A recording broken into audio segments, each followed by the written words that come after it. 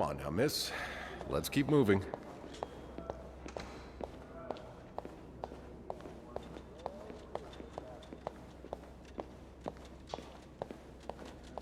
It's on your right. Here.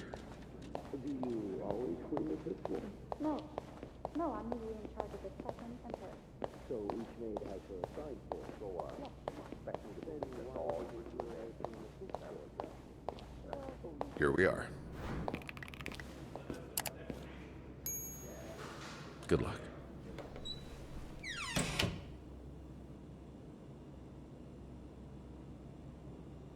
She's all yours, sir. Sophie Roy, I'm Detective Maurice Tremblay. Let's see. 21 years old, working at the Clarington for over a year. Husband? I'm sorry? Are you married? No, not yet. I live with my mother. She's sick, so I have to take care of her. No father? No. It's always just been me and my mom. All right, Miss Roy. I need you to tell me everything that happened, starting with this morning.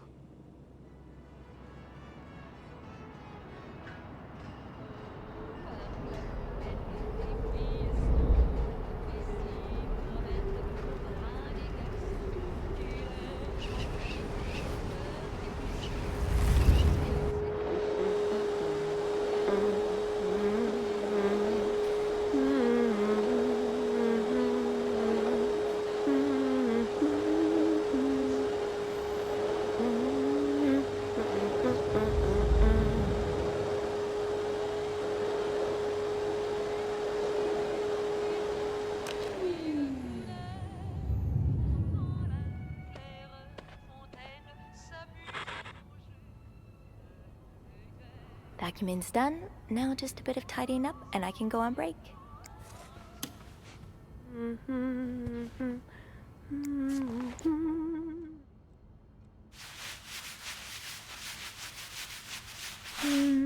Good enough.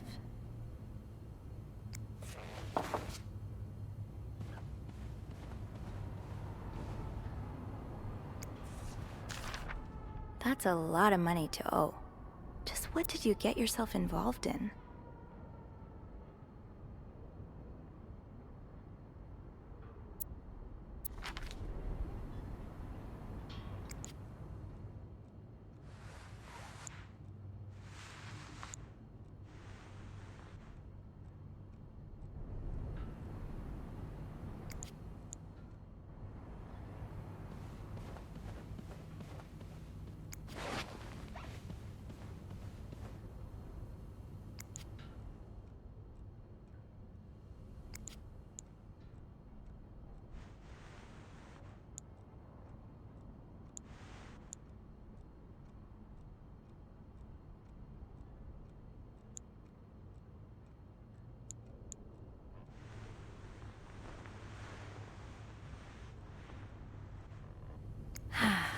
Nothing like a well-made bed.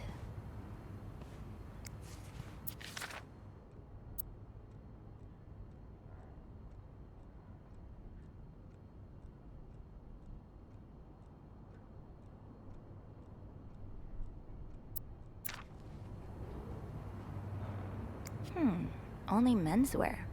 Are you in town for a business trip, maybe?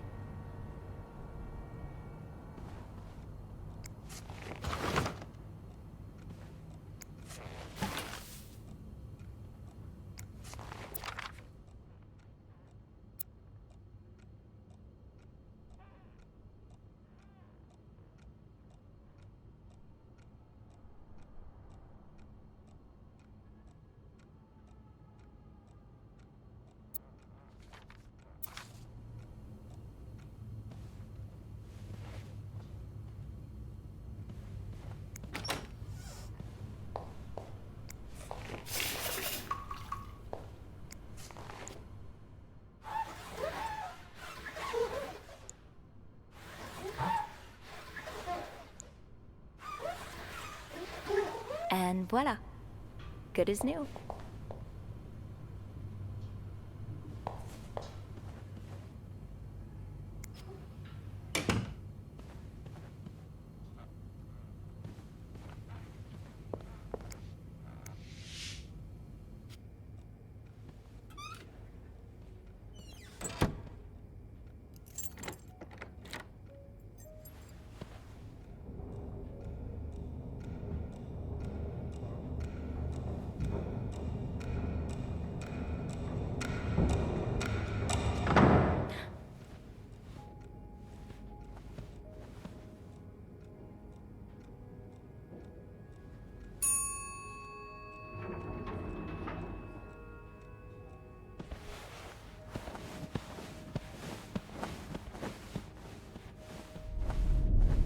Heard about that nut house they want to build next door? Yeah, it creeps me out. Imagine all the weirdos who'll start hanging around the hotel. I can think of someone who'll feel right at home. Look at her, always glued to that gossip magazine. Do you think she has any real friends? Or is it just Gracie, Joan, and Marilyn? Well, when your own life is that dull, you need to get your excitement somewhere. Oh, did you see Rebecca come in this morning? She was wearing the same clothes. Now, don't you think you're overreacting? This is exactly the kind of behavior Linda warned me about. She's doing everything she can to break us apart. No. Sophie speaking. Hey, it's Beth. Do you think you could come up real quick? Sure. I'll be right there. You're right, you shouldn't. Now I realize I've been blind. I was so in love with you that I couldn't see. What? What do you mean?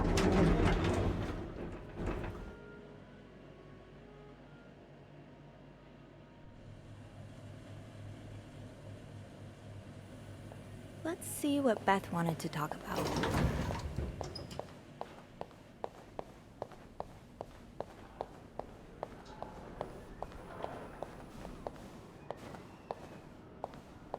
Hey, Beth. Hey there. So, who's sleeping? Sleep what? You were whispering just now on the phone, so I thought maybe Eugene or Bobby were napping in the break room again. Oh, yeah, no. It's Jacques and Wendy. They were, in the middle of something. Ugh, it's so awkward when they start making out like no one's watching. Get a room. We literally work in a hotel. They weren't kissing this time. They were fighting. Oh, this is entertaining. I mean, oh no, why? I'm not completely sure, but it sounded like Linda had something to do with it. Ugh, that bitch. Beth? Trust me, she deserves it.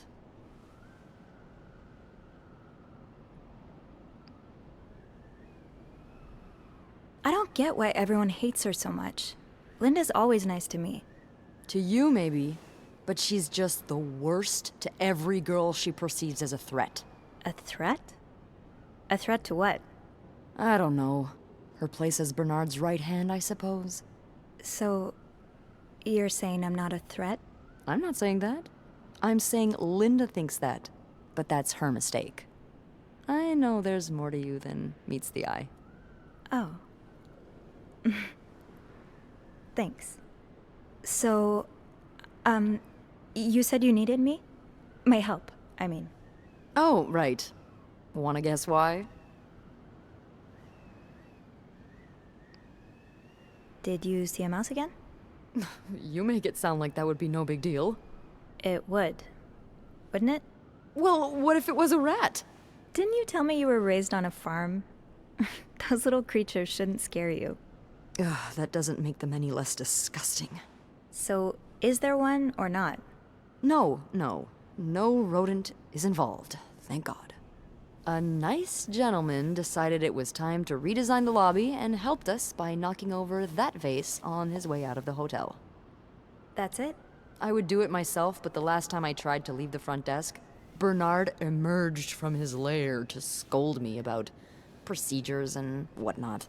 Well, we can't have the beauty of the Clarington Hotel take absence from her throne, can we? Oh, the people would riot. Bernard especially. Bernard's hardly the people. Anyway, I have to get back to work. There's a mop in the supply closet next to Bernard's office, I think. Thanks. I'll see you around.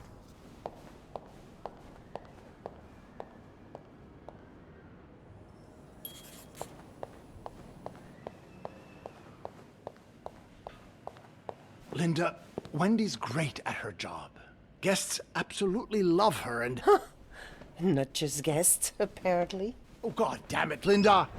I only like her because guests like her. Making sure guests are happy is my job, after all. You don't seem to care whether I'm happy.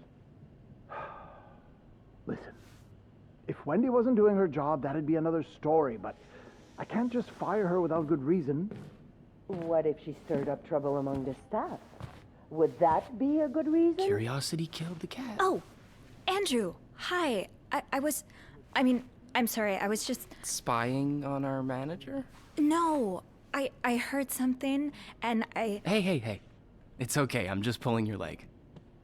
I'm sorry I scared you. I'm not used to having people around me while I work.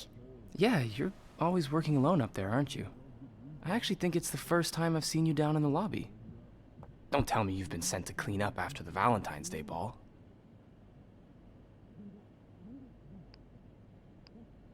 No, Beth called me. A guest knocked over a vase and made a mess in the lobby. Yeah, I saw that catastrophe happen. Just what we need, huh? Well, I'd rather be doing that than cleaning the reception hall with Nicole. Oof. Yeah, I don't even want to see the state of the place after this weekend. I know chocolate fountains are for dipping, but I didn't expect to find someone's shoe in there. How? No idea. You must see plenty of weird stuff too, right? Yeah. What's the weirdest thing you found in a guest's room?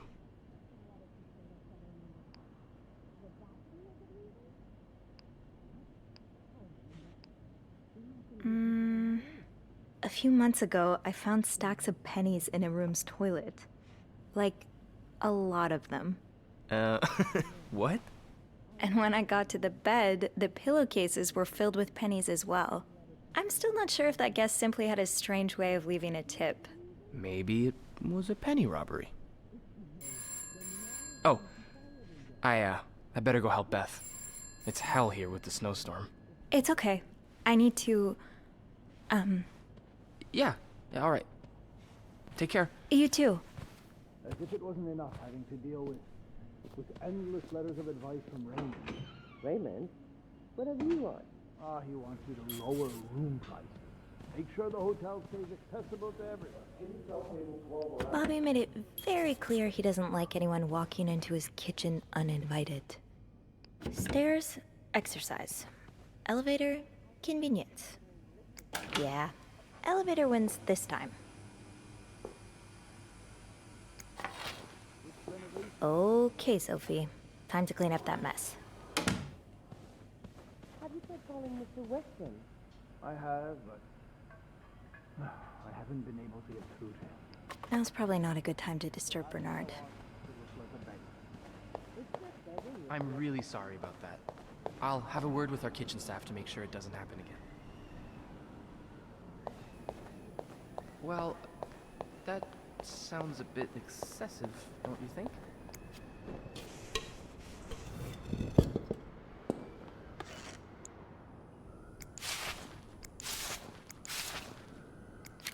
A film roll? The guest must have dropped it when he knocked over the vase. Probably should return it to him.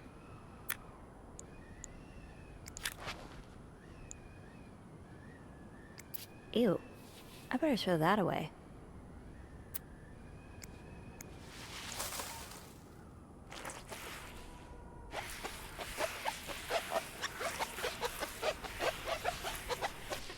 Now I just put the leaves back in the vase, and it'll be like nothing ever happened. Maybe Beth remembers who knocked over the vase. He'll want his film roll. I understand, Mr. Ramsey. I wish I could make the snowstorm disappear. I really do, but sadly, that's not within my power. Beth, who knocked over that vase? Mr. Spade.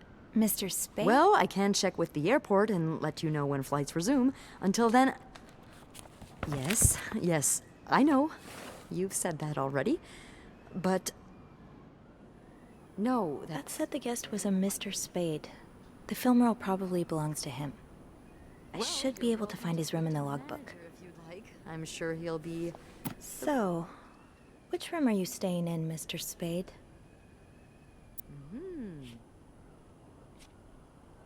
Well, for that, you'd have to talk to my manager's manager. Would you like to contact him? Sadly, he doesn't have a phone. He's a bit of an old-fashioned fella, if you know what I mean. Yes? Yes, certainly. So first I suggest... Room 505. Great. That's on my floor. I can return that film roll without going out of my way. And think really hard about just how much you want the snowstorm to end. It may have I should go to the 5th floor to return Mr. Spade's film roll. G-O-D. I'm sure he'll be very sympathetic to your plight. Making fun of you, sir. No, I never dare. No, I'm dead serious. If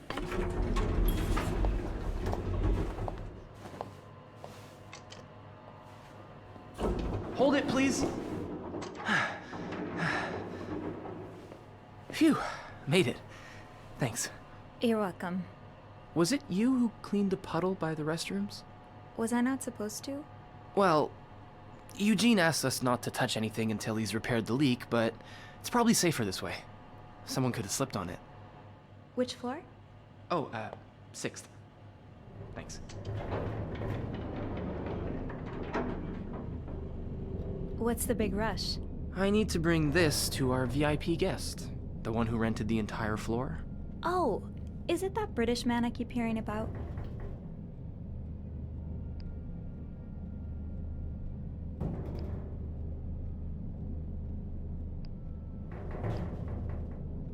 Why does he need a bucket full of snow? No idea. I don't even ask anymore. It's just the latest in a long series of strange requests. What do you reckon he'll do with it? Take a bath, maybe? Sometimes I wonder if he's just pulling an elaborate prank on me. Can't you tell me who he is? I've never actually met him. I always talk to his assistant. Only Bernard knows his identity. Oh. I do have a suspicion, though. Oh? But I'm not sure I should say it. Can't you at least give me a hint? Okay, let me think. Whew. Saved by the bell.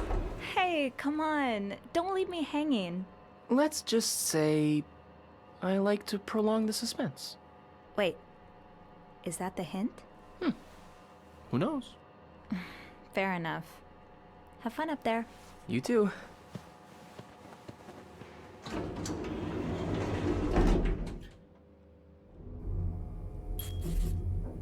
I should return Mr. Spade's film roll. Room 505 is on my list anyway.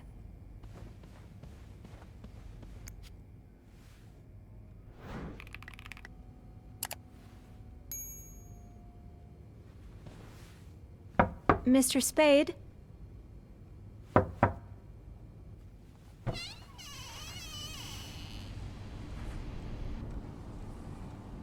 Mr. Spade?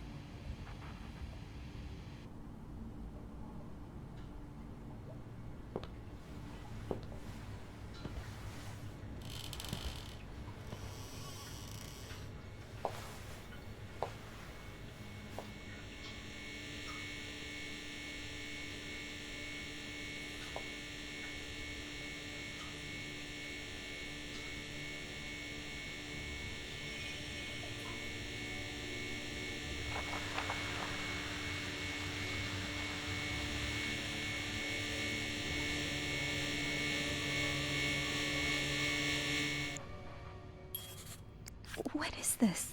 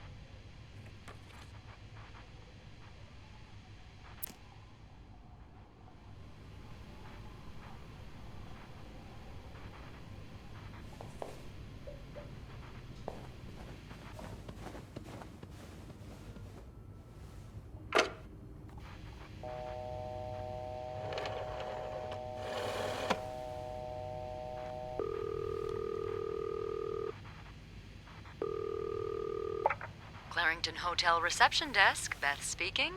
What can I do for you on this very fine day? Beth, I need your help. Sophie? What's going on? I think Mr. Spade's stalking me while I work. Really? I knew it! You did? I mean, I knew there was something fishy about him. He just has creep written all over his face, you know? How did you find out?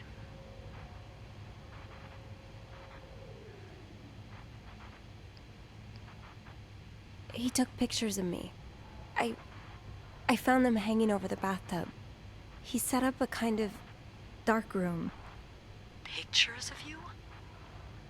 Doing what? I can't believe I'm about to say this, but sometimes when I clean the rooms, I get a little curious and, you know, snoop through our guest stuff. Sneaky. And Mr. Spade caught you in the act, I suppose? Yes. I think we should call the police. No, that's a terrible idea. But Sophie, that man has pictures of you running your hands through people's stuff. But I didn't steal anything. I was just snooping, I swear. I know, but say a client reports something missing, those pictures would put a big red target on your back.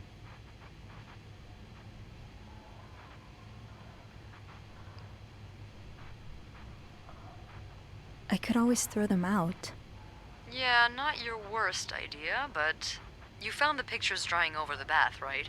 Yeah? I'm no photographer, but I've been in one of those dark rooms before. You have? Yeah, I modeled for a while. Anyway, what I'm getting at is, those pictures were developed recently, but it doesn't mean there aren't more elsewhere.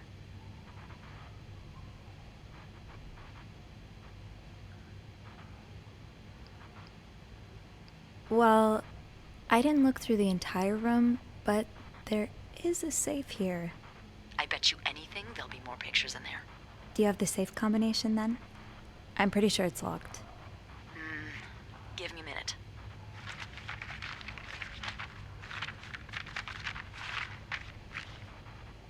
Merde. Those idiots. What? I can't find the combination list. The night staff's probably lost it again. Anyway, we always ask that clients write down their code somewhere so they don't have to call reception a dozen times. Maybe you can have a look around the room, and I call you if Mr. Creep comes back. You know, so you can get out of there in time. Okay. Yeah. Thank you. Oh, it's nothing. Oh, and Beth? Mm-hmm. Please keep this between us. Of course.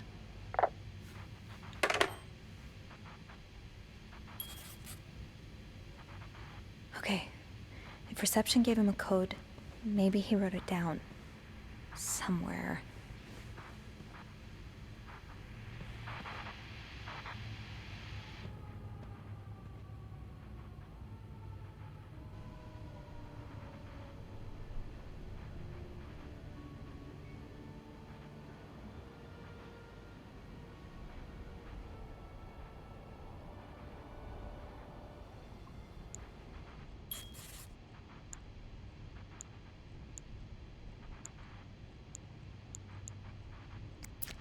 Beaver Lake.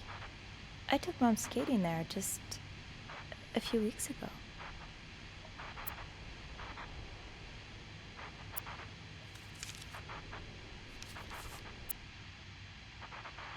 These look like numbers. Sort of.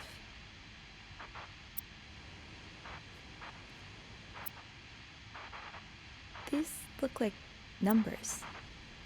Sort of.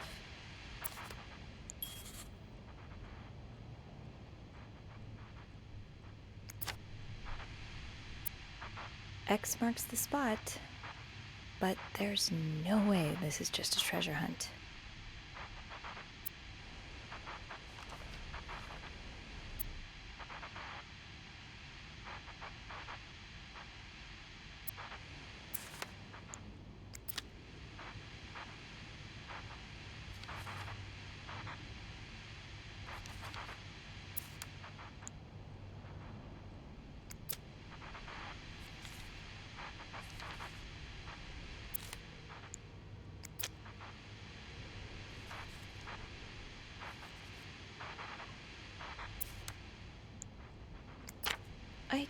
just visited the oratory for the first time in years.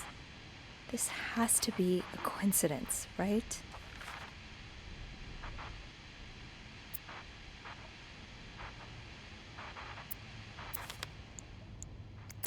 This was the sale where I found that winter jacket that Mom loves. Were you there too?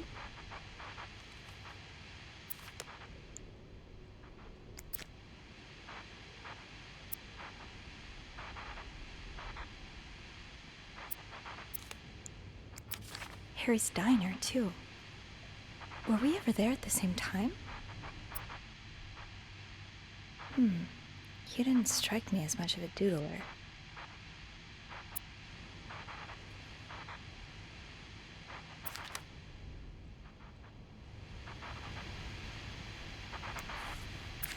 Is this a floor of the Clarington?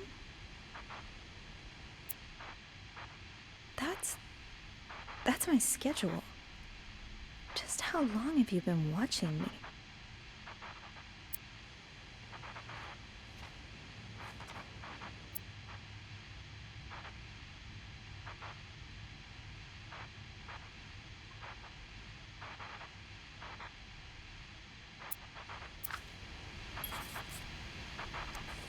Morgan. Is that your real name? Why did you check in under Mr. Spade?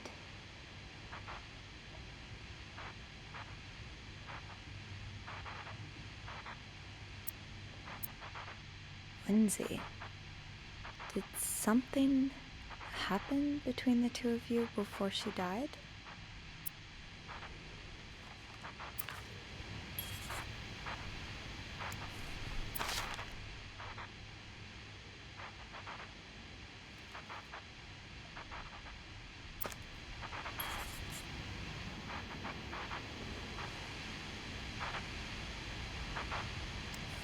What do we have here?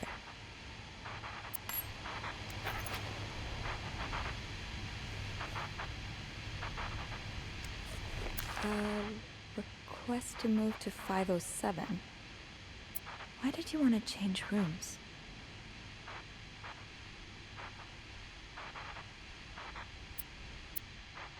Yeah, no surprise Bernard denied the request. Mrs. Beaumont's been here so long, we could probably just put her name on the door at this point.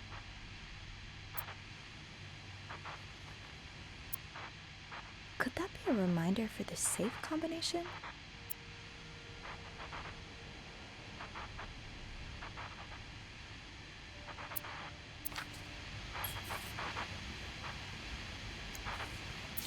I'd forget my own head if I didn't write everything down.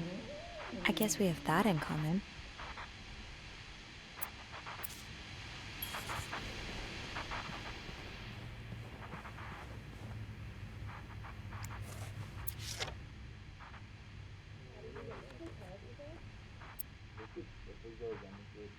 "99th Infantry Division. 99.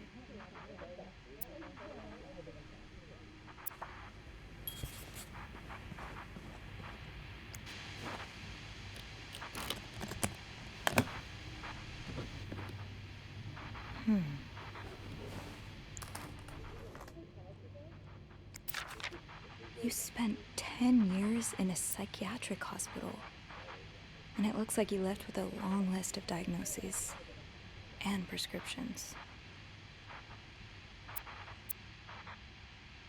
Date of discharge, 1957. 57.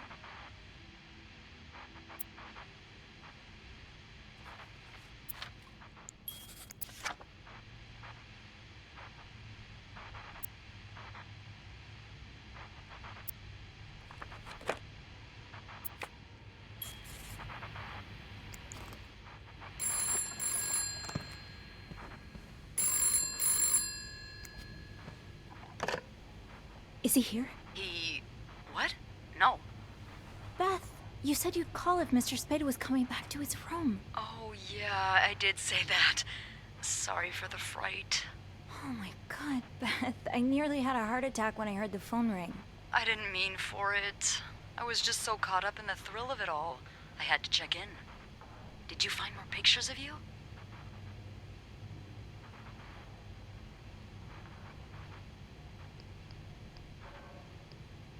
No. But I think I have enough leads to open the safe now. I'm impressed. Well done, Arsène Lupin. What? Never mind. Don't let me keep you. Okay, I'll call you back. Yeah, you better. I won't call again unless Mr. Spade returns. For real this time. All right, thanks.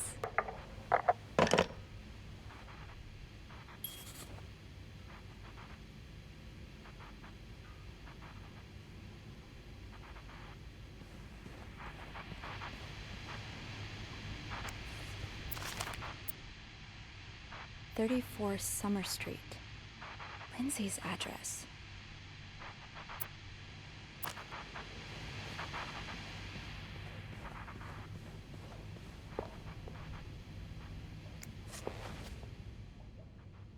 Damn it. Come on, Sophie.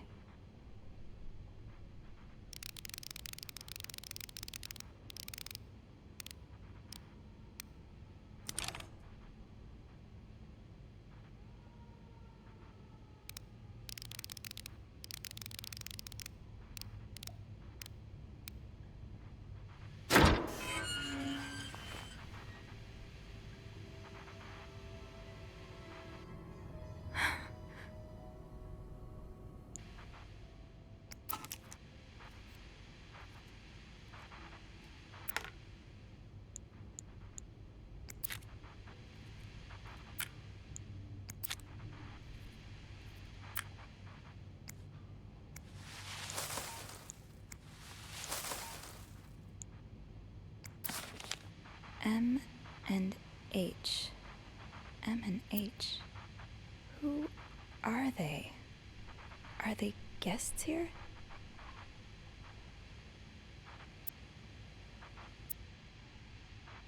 That was taken in the lobby. That was taken in the lobby. You're going through their trash? You really want to find out what M and H are up to, don't you?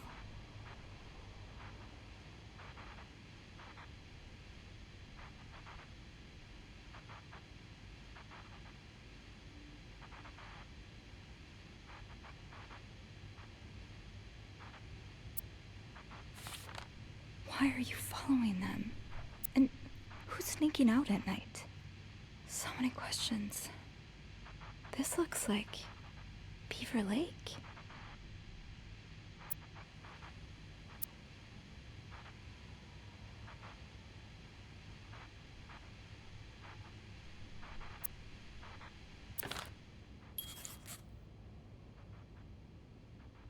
Okay, Sophie, you should probably put this down. Now.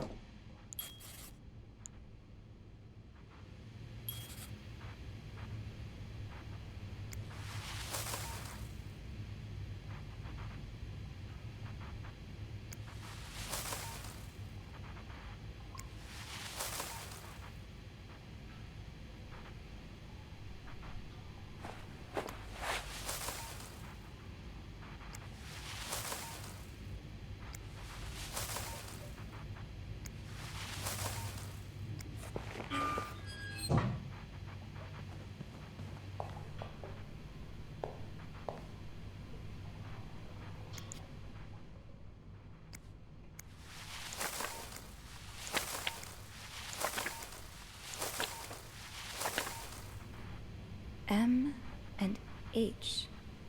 Maybe Beth could find him in the logbook.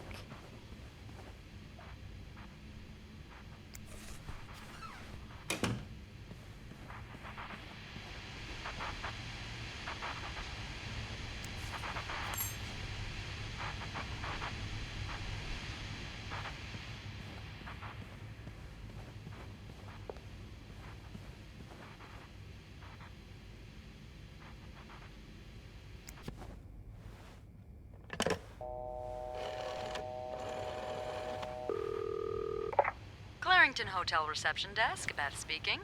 It's me. Oh, hold on. Andrew. Andrew. Cover for me, will you? What's going on? Hey, Tintin. Just do it. Sorry about that. So, found anything on Mr. Spade? Well, Mr. Spade isn't even his real name. What? What is it then? Paul Morgan. Ooh, I can see why he changed it. So, did you open the safe? What was in it?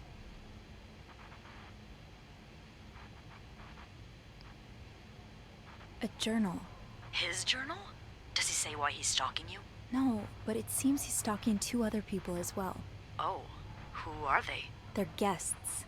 I don't know their names, though. I was hoping you could find them in the logbook.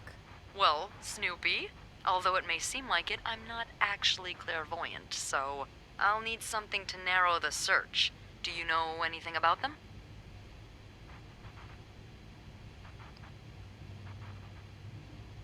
From what I can gather, it seems they're together. Okay, so they must be staying in the same room. Do we have a lot of couples at the moment? Well, yes. It was Valentine's Day last Friday, remember? Oh. Oh, indeed. I'll need a little more to go on. Mr. Morgan refers to them as H and M. Well, that could mean a lot of things. It could be their initials, or, I don't know, husband and mistress. Oh, I hadn't thought of that. Yeah. Would you look at that? There's a couple staying in room 509, Hector and Marcella Cruz. Hector and Marcella. H and M. Yeah, that's what I'm thinking.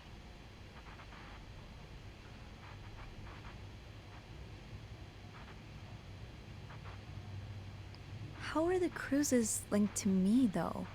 I mean, why is Mr. Morgan stalking us both? My guess would be that they're his real target, and you just got in the way somehow. Maybe he saw you snooping around their room. When did they check in? Last Thursday. I haven't been in 509 for over a week, so that can't be it. Then I really don't know. Do you have room 509 on your to-do list by any chance? I do, actually. Then maybe you go clean it and have a little look-see? Yeah, nothing unusual here. Just a maid cleaning a room. That's my girl. I'll call you if I find anything. Just be careful, okay? I will. I promise.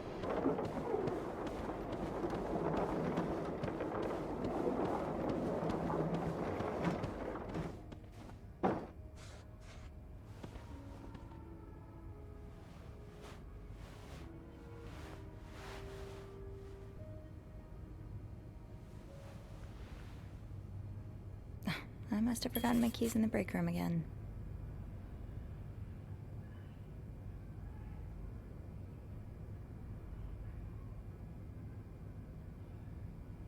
I'll need my keys to enter room 509.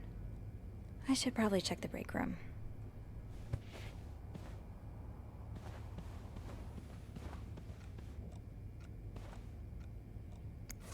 Does carrying this everywhere really make us better maids? Bernard seems to think so. Being invisible has always come easy to me. Maybe too easy. Everything must disappear. Makes us sound like magicians. Telling apart the treasure from the trash can be tricky sometimes.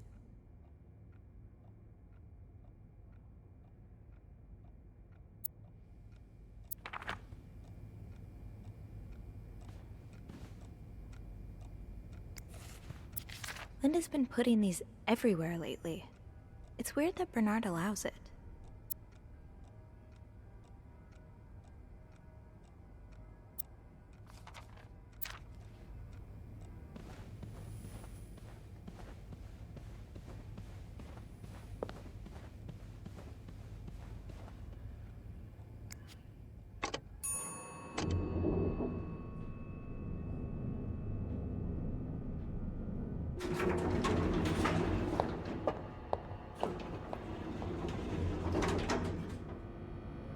I had my keys with me during break. I must have forgotten them in the break room.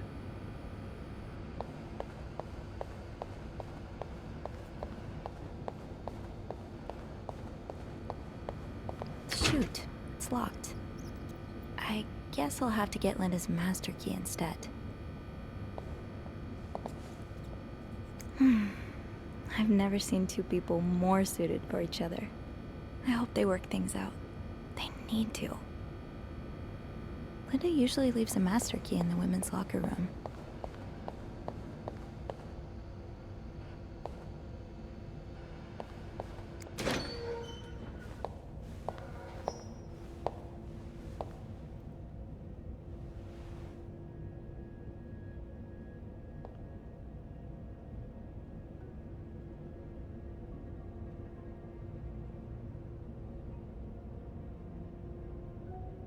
Hypocrite bitch? What did Linda do? And to whom?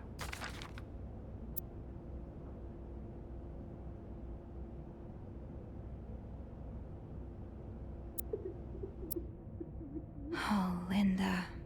What would your husband think of all this?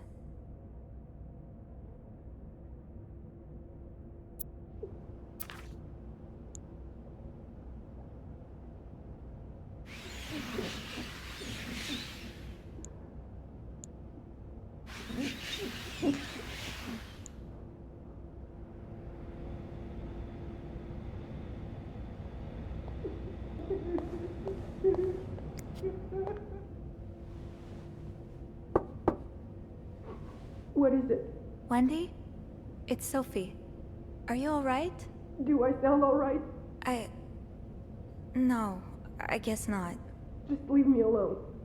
I don't want to talk.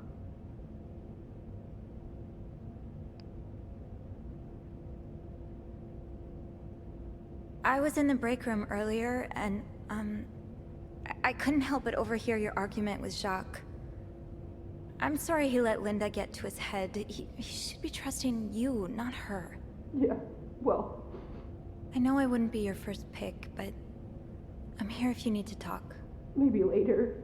I just can't talk about it. I can't talk about it right now. I'm sorry I was rude. It's okay. Sophie? Yeah? Thank you.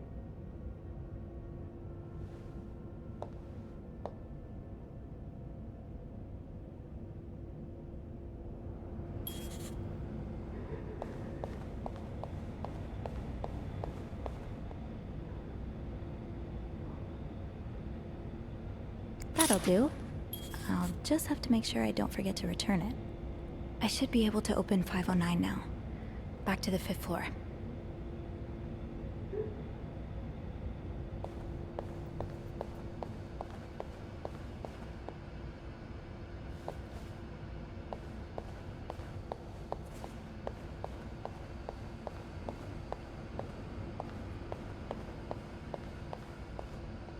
Yeah, Linda's not exactly, my door's always open, come on in, kind of boss.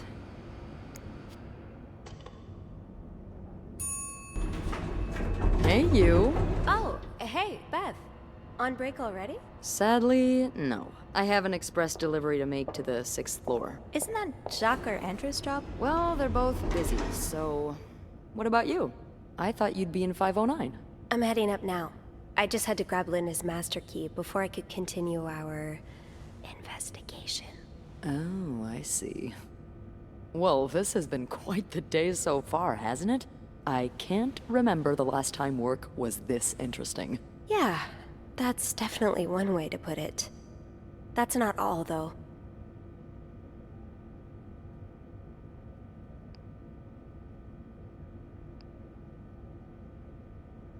While I was looking for my keys, I found some graffiti on Linda's door.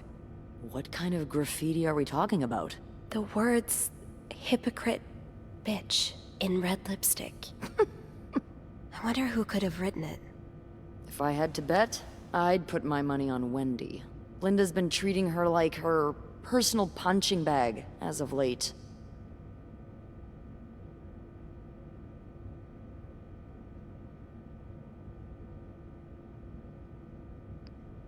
Yeah, Linda's been pretty bad to Wendy. I'm not surprised she snapped. Remember that day when Wendy came to work with that gorgeous perm? The staff, the clients, everyone complimented her. Then Linda came along and sent her right back home to straighten it out because her cosmetic choices were distracting the clientele. Ugh. I'm not trying to excuse her behavior, but I think Linda's under a lot of pressure right now. It can't be easy, managing so many people with Bernard breathing down your neck. You know, I don't know how you do it, Sophie. Maybe it's because my empathy only goes so far, but I admire that you're able to feel for just about anyone.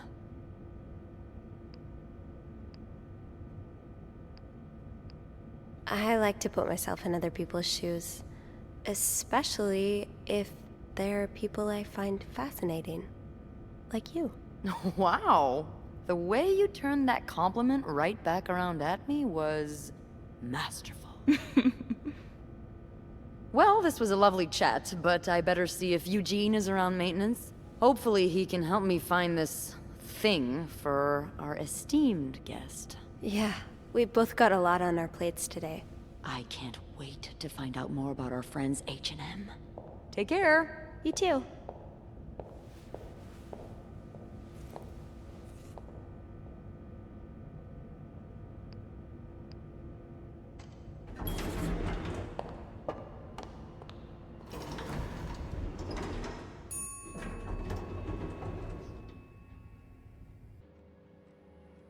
Getting into 509 will be no problem with the master key. Let's get to the bottom of all this.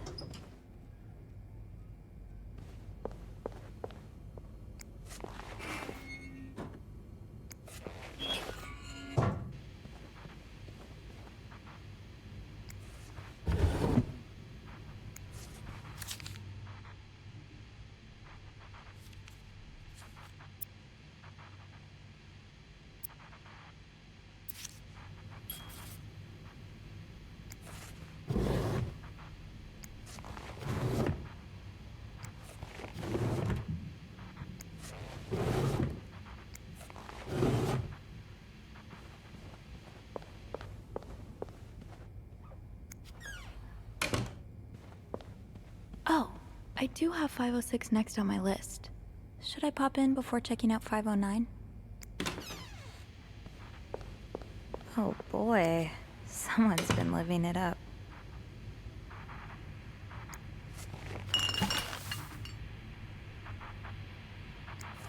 Another fan of the Gossiper. I never did finish that article from this morning. That feels like so long ago now.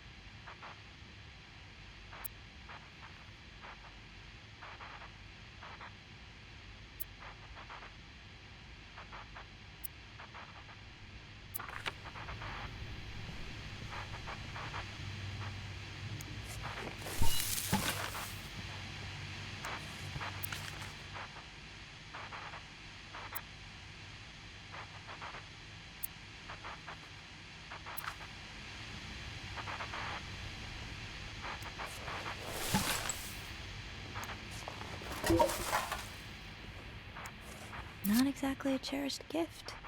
If you just left it behind like this.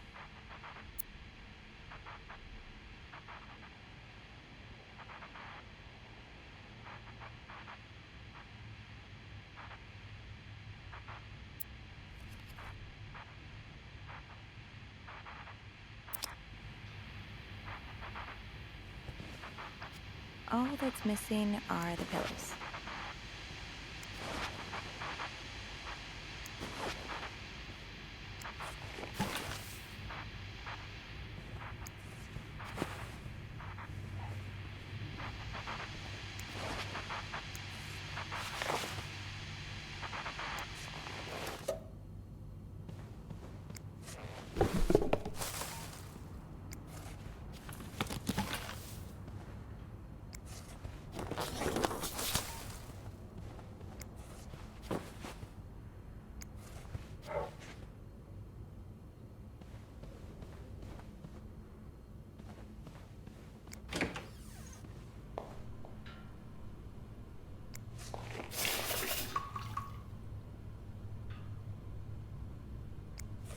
this be the shoe from the chocolate fountain?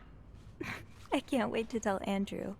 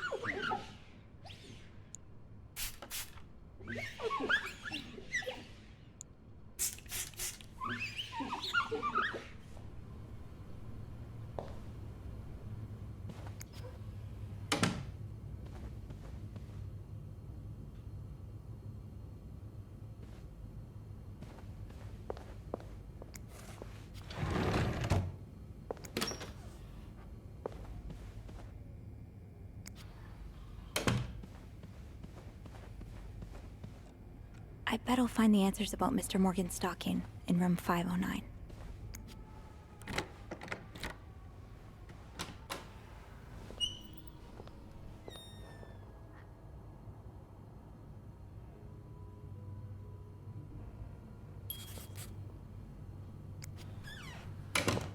Looks like someone had quite the shopping spree. More work for poor Rebecca. Hang in there, Reb.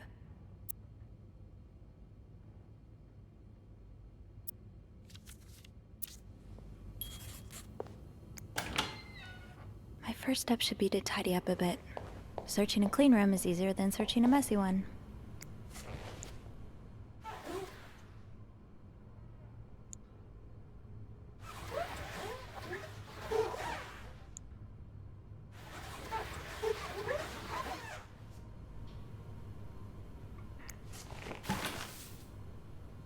Looks like someone tore that note apart, but I'm missing some pieces. I can't make out what's written.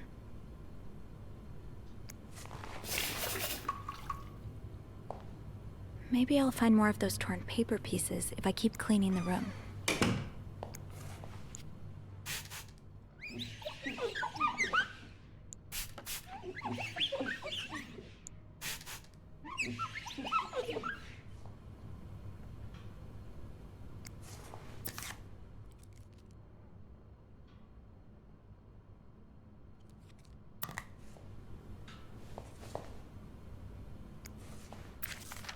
These are lovely. I wish you'd had more confidence in yourself.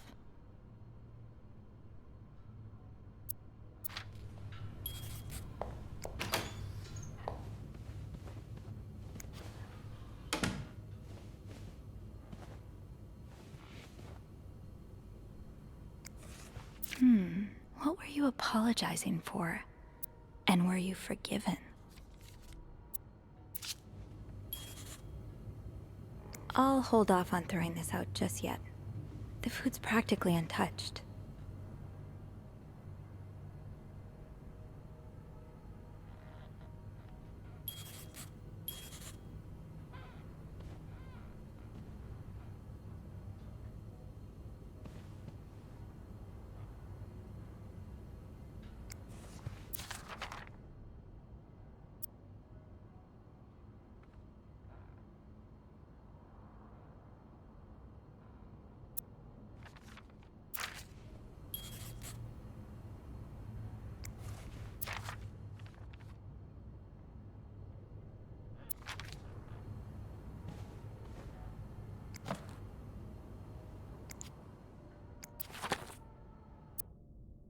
SW. Looks like you had a few appointments with him, Mr. Cruz. Or her.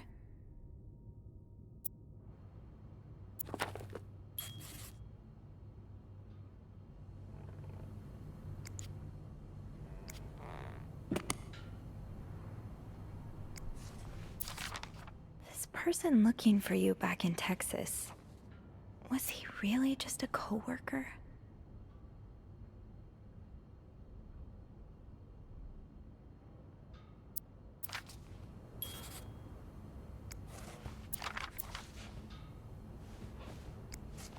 Wow. You look like a couple out of a magazine. These pearls, they look absolutely gorgeous on you. Though, I bet you could make anything look good.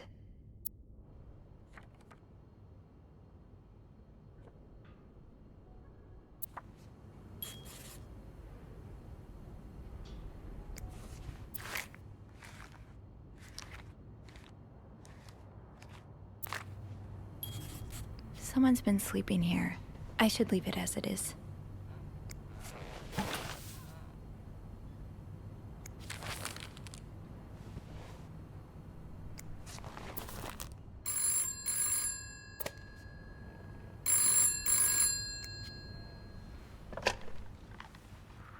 Hello?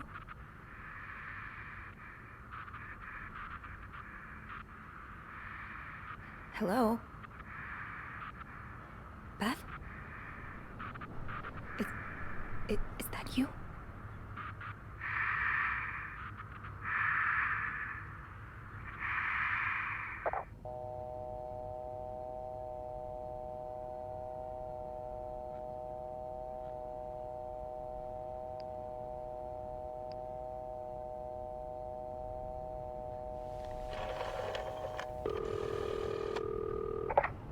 Clarington Hotel reception desk.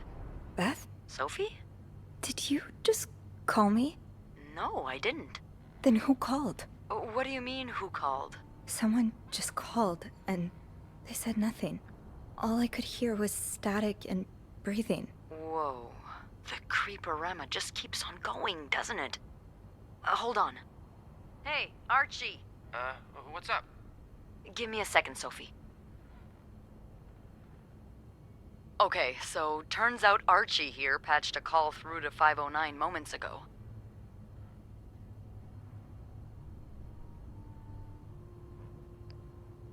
Did he recognize the caller's voice? You think it might have been Mr. Morgan? Yeah. Let me ask. Okay, so it was a man's voice, but he can't be sure if it was our creep.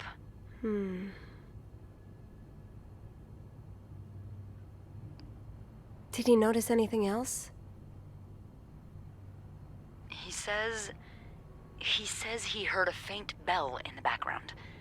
It sounded like the elevator's bell, so he assumed the caller was one of our clients.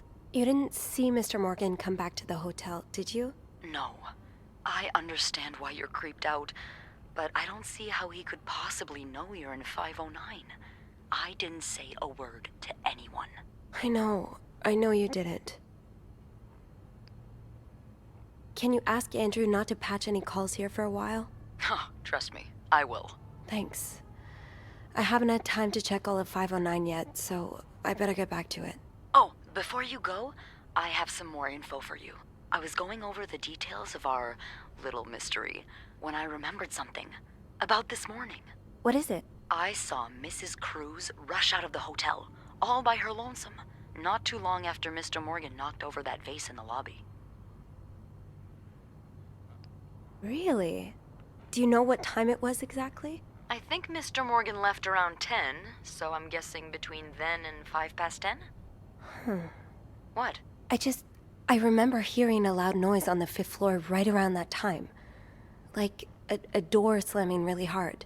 Do you think it was her? Maybe. Did you notice anything weird about her? You mean, other than the fact that she was walking straight into a snowstorm? Yeah? Well, I've only ever seen her with her husband. It seemed unusual that she'd be leaving alone. But now that I think about it, maybe she was sneaking out. Or following Mr. Morgan. Yeah. Hopefully I can make sense of all of this. I'm sure you will. Call me as soon as you find something. Okay. Thanks for the info.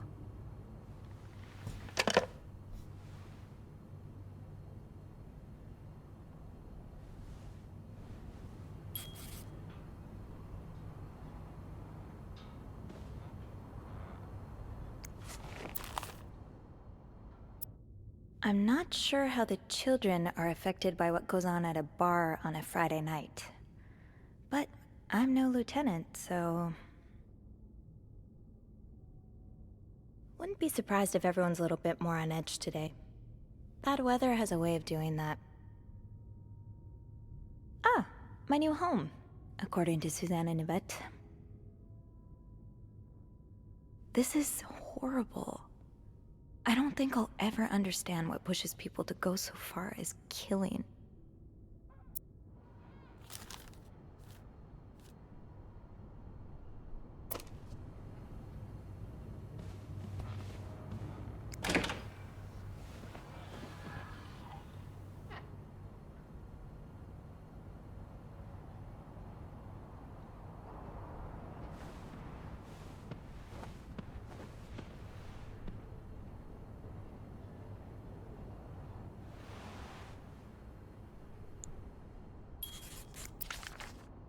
Cruz got her personal information stolen.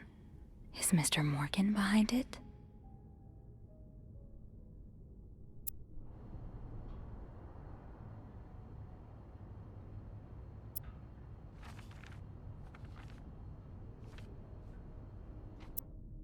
Who could blame you for seeking help? I'd do the same in your shoes. These scribbles don't look random, but I can't figure out what they mean.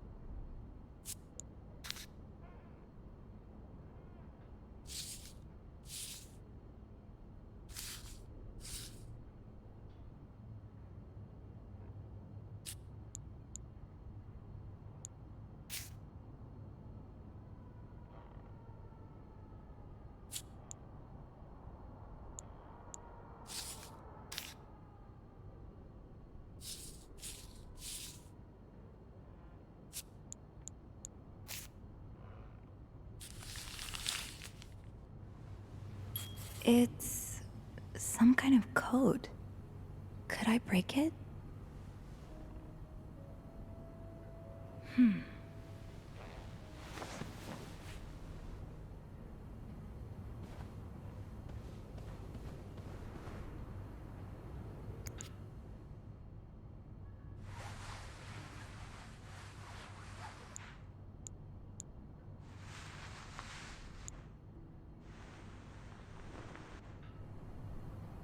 I should keep an eye out for those symbols.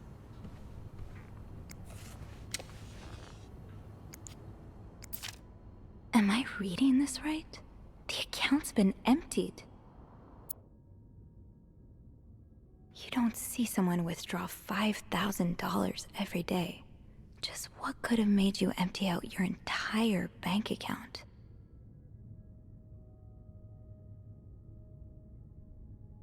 Aha! I'll have to remember these.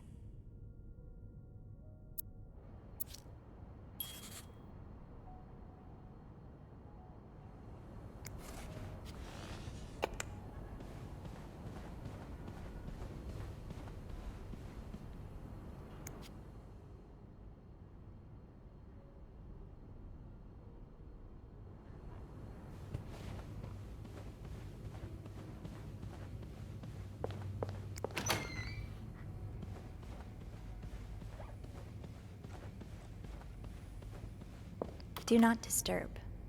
Well, that's one less room to clean today. I won't complain.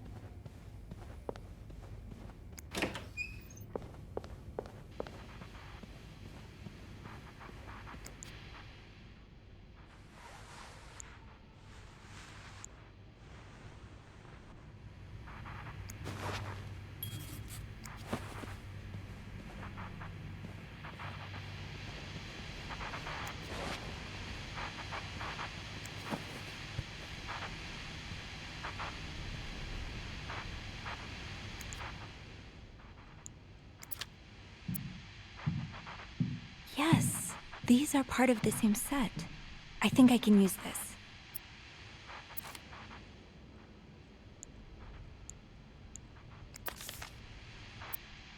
More of these symbols.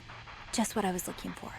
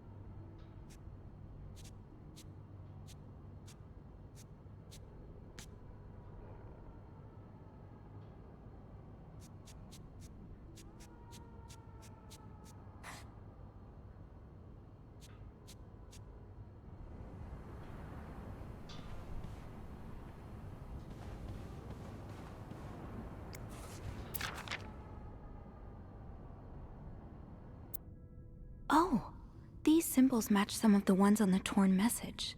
That's one of the symbols.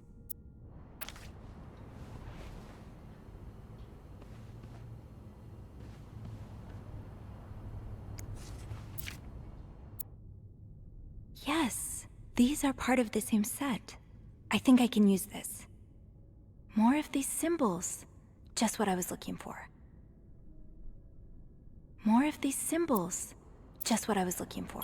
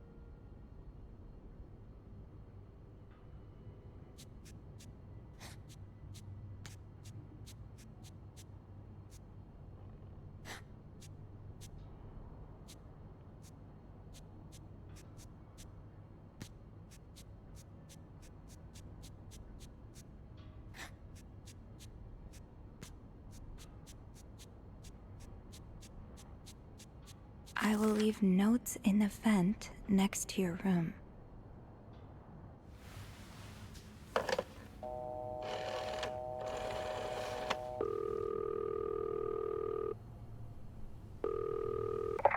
Clarington Hotel reception desk, Beth speaking. Hey, Beth. It's me. Hey, so, how did the snooping go? Find anything? I did. I found a message written in strange symbols. A kind of secret code. A secret code? Well, spill the beans. What did it say? I will leave notes in the vent next to your room. In the vent? Who the hell does that?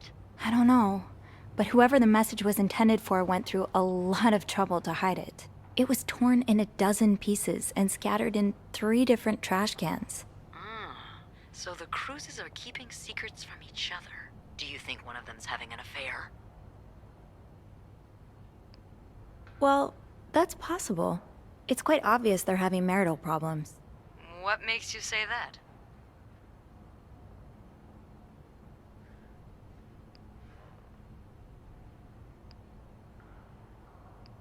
I found an apology note, neatly folded next to a room service tray.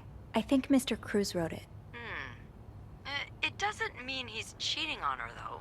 Maybe he forgot their anniversary, or something like that. I know I'm really bad with dates. Is that all you've got? I'm pretty sure the husband was sentenced to sleeping in the living room. I found a pillow and some sheets on the couch. Oh, yeah. Then he's definitely having an affair. Mrs. Cruz found out, so he tried to apologize, but she kicked him out of the bedroom anyway. What do you think?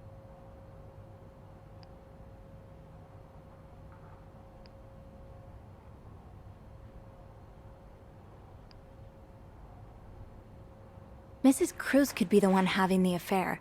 I found a bank statement from a secret account of hers. A secret account? Well, that's my guess. It's in her own name and hidden in her jewelry box. But how could she open her own account or withdraw money from it without her good old husband's approval? I don't know. Maybe she had help from a friend? Or a lover. Oh.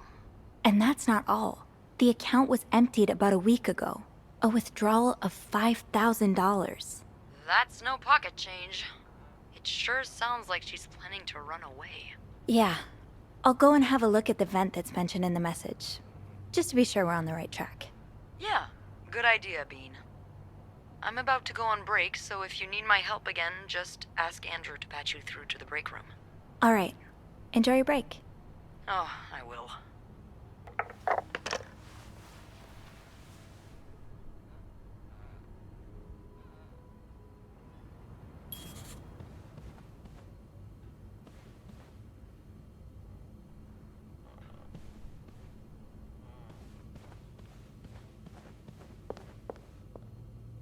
I will leave notes in the vent next to your room. But which vent?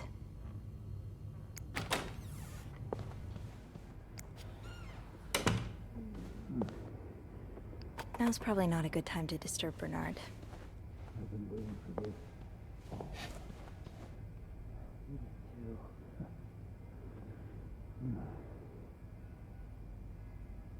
About Wendy. Did you hear anything? What do you mean? You didn't happen to go to the woman's locker room, did you? No. Why on earth would I go there? I just thought... Oh, never mind.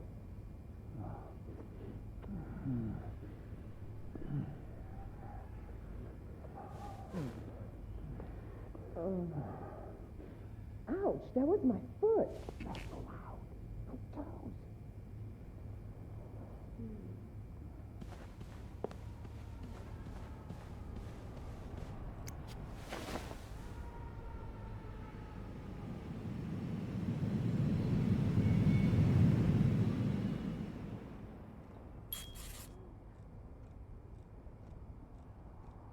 Can't open these without a screwdriver.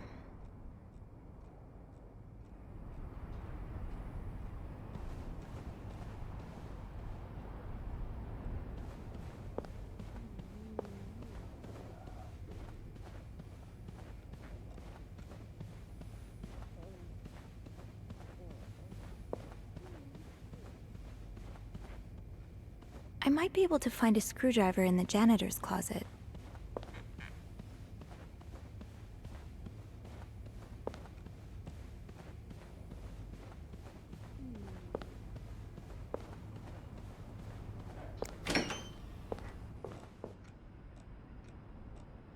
Oh, another one. Wendy and Chuck have really gotten around.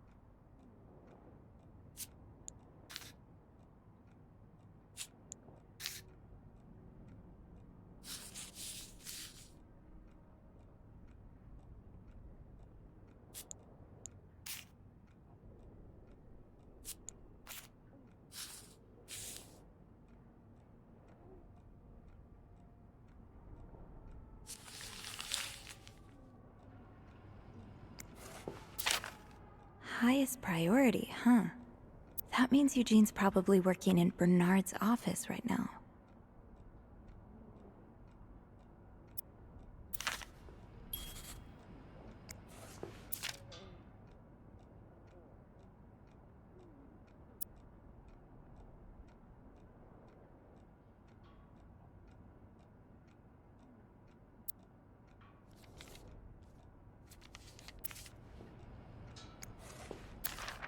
Oh, Eugene. I had no idea.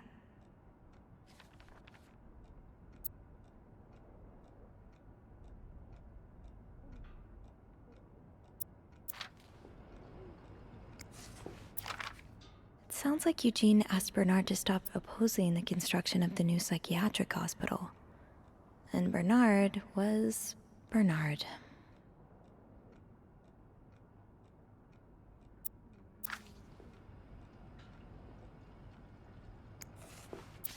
Huh, this must be Eugene with his daughter. He looks like a caring father.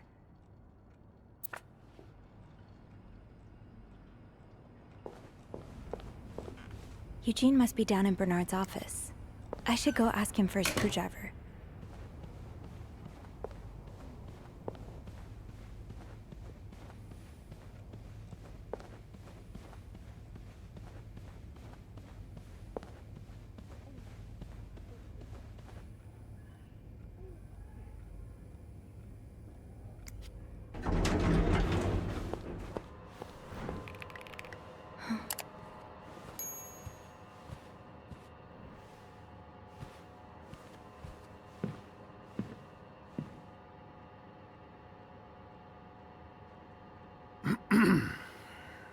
It's, Miss Belivet, isn't it?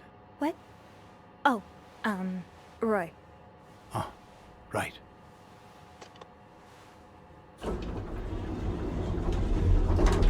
You're the one who took last week off, aren't you? You had to, take care of your sister, I think? Mother. My mother. She's very sick. No, I hope this doesn't become a recurring thing. I need to know I can count on you. I understand, sir. What are you doing here, anyway? Are you on break?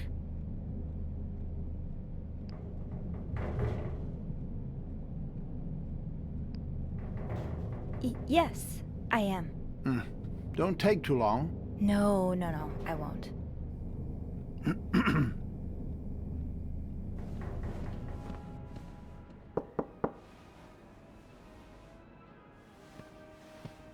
Well, don't you look mischievous. Hey, Bean. If you're planning to give Bernard a good scare, sign me up. No, I'm looking for a screwdriver. For the vent. Linda asked Eugene to fix Bernard's window. Oh, I see. Eugene? What the hell? You'd better go and take a look. I'll stand guard by the elevator. And make some noise if I see Bernard coming. Okay, thanks. I'll be quick.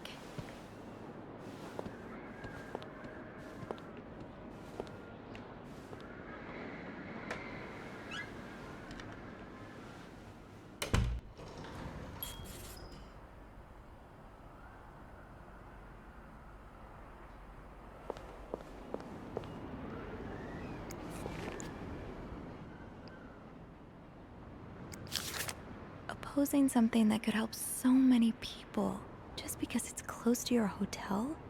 This is ridiculous.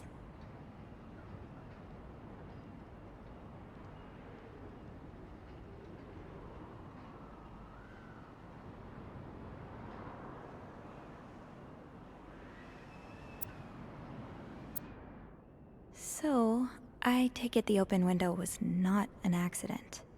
Can't say I blame you, Eugene.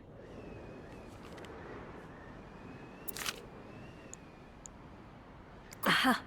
Let's get you to that vent.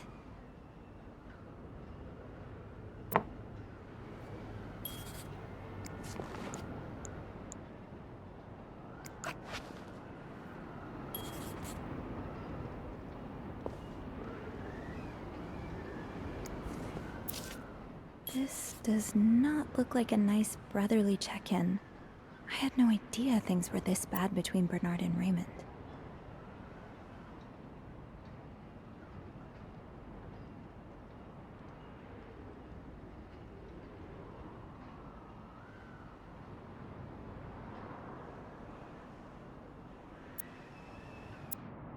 Oh, Bernard.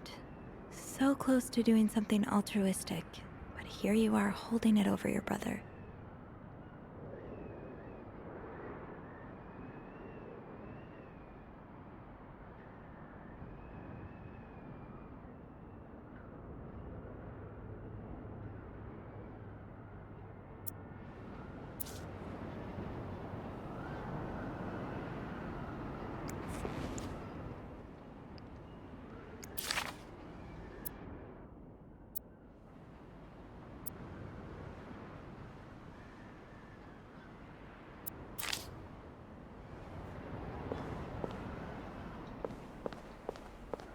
Time to see what secrets that vent is holding. Surely your break is over by now. No, it's not. I came by here not too long ago, and Andrew was already covering for you. That's because I was in the ladies' room. That's no excuse to... It's my time of the month. You're married, aren't you? So you know how it is. I have to go more often, and sometimes I stain the furniture, and don't get me started on all the... That's enough details. Miss Belivet, what were you doing in my office?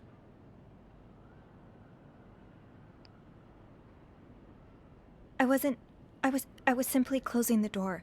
Someone left it ajar. Really? But that doesn't explain what you're doing on this floor. You know very well the cleaning staff isn't supposed to wander around the lobby for no reason. You wouldn't be lying to me, would you, Miss Belivet? No, I swear, It's my fault. I asked her to come clean up a mess I made. Spilled coffee. Coffee? Oh, Miss Lambert, you're not supposed to have beverages at the front desk. Yeah, well, there are so many rules here, I lose track. Come with me.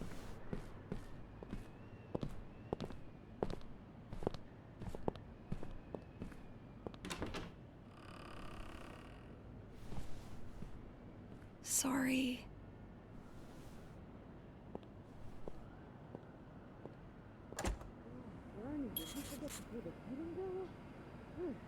Oh, for Christ's sake. Eugene was supposed to fix that window.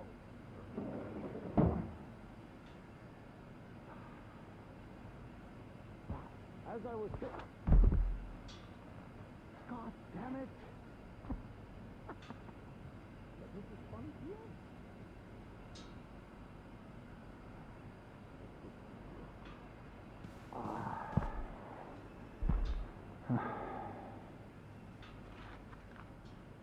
Enjoy the cold, you cold-hearted...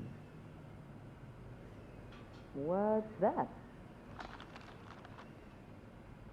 Nothing. It's nothing. Sure doesn't look like nothing. Who sent you that? Well, didn't you have some speech for me or something? What? No, never mind that. No, I think... with my twisted wrist, I'll need your help to write some letters. Do I look like a secretary? No, you don't. But you have to do. Dear Mr. Finch, Okay, I guess I'm doing this. Your employment with the Clarington Hotel is terminated effective immediately. Wait, you're firing Eugene? Is that any of your business? No. Whatever. You'll receive your final check by mail. Thank you for your years of service. Signed, Bernard Leduc. All right, there you go. Now let me get back to... Not so fast. I need you to make a copy of this letter, too. Fine.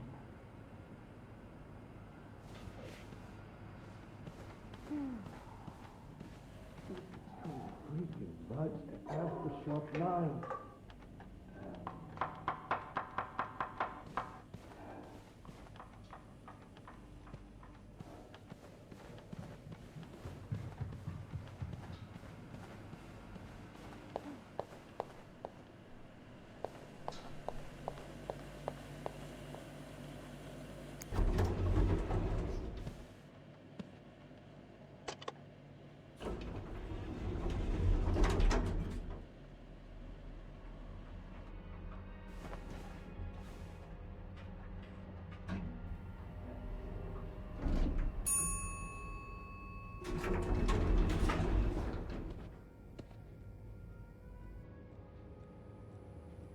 All right, let's open the vent.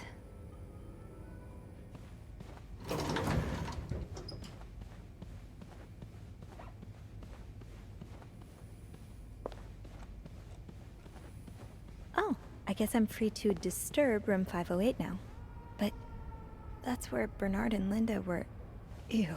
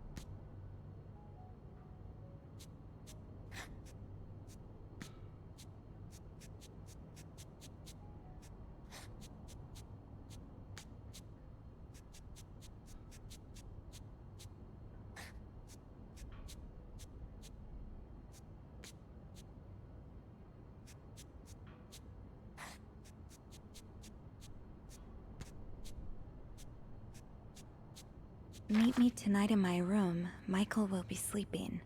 We need to discuss our plan.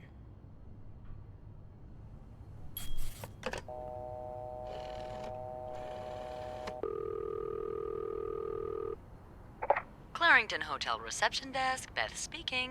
It's me. Oh, hello, Bean. Anything new to report?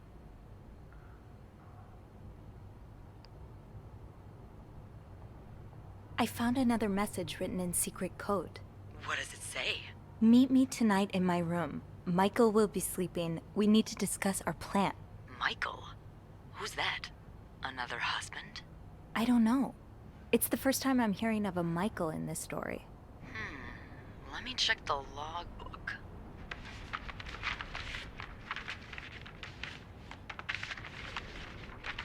There's a Michael staying in room 507. Mrs. Beaumont's room? But she doesn't have a husband. She's here alone with... Oh! Michael must be her son. I got him some extra blankets the other day so he could build a fort. Could Marcella? Yes? No, never mind. So, what's next? I guess I should go have a look at 507, but it's not on my list. There's a do not disturb sign on the door. Well, I could call the room to make sure no one's there. Good idea. Hang on.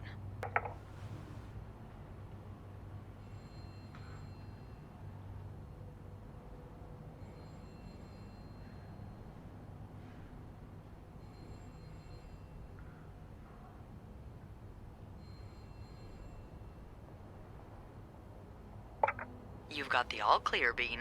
Head on over. Thanks, Beth. I'll call you back.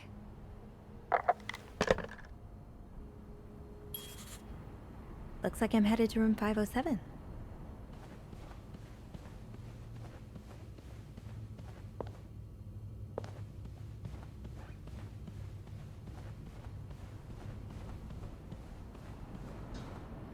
Locked.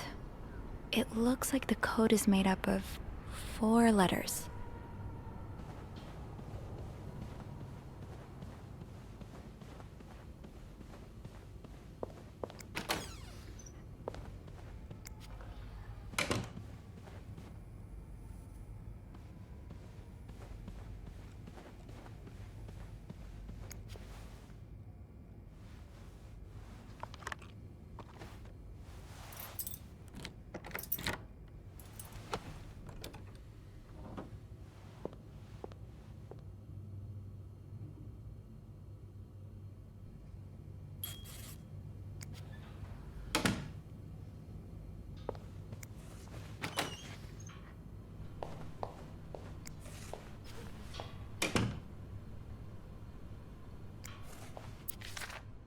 All but outright threatening you.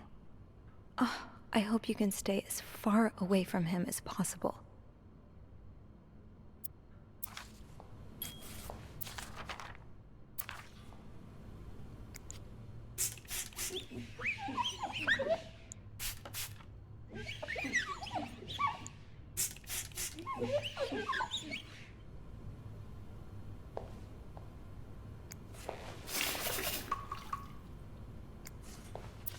Looks like someone grew tired of looking at your face, Mr. Beaumont.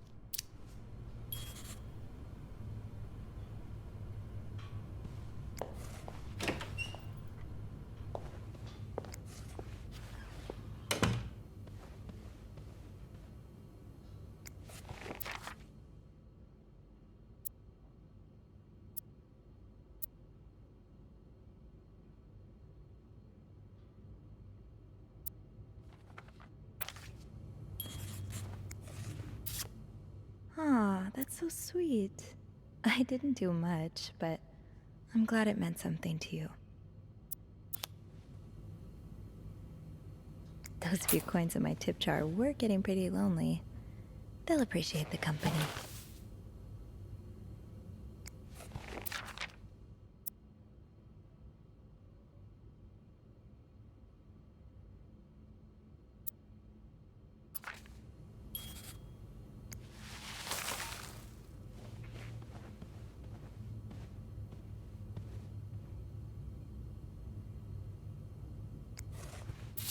Mr. Cruz, huh?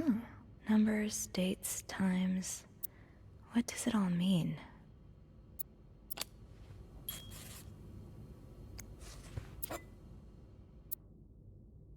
I know lipstick marks are a pain to scrub off, but they're kind of charming.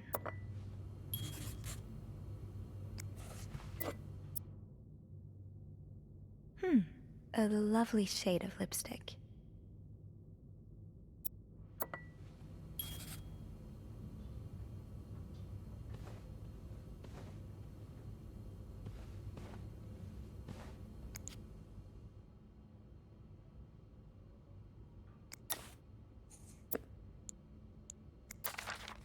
Oh, Michael.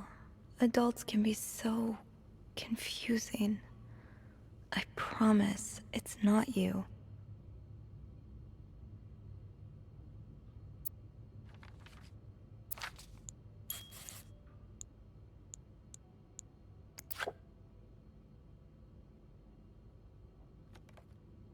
So you were eager to set up a meeting, but didn't want anyone noticing.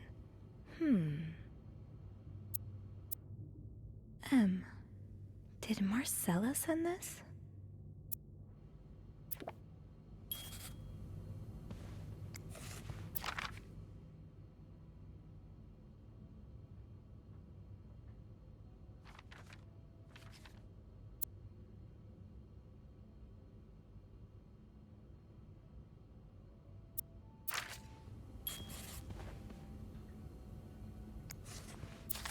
Sounds like this is from your school days, but the name of the sender is smudged.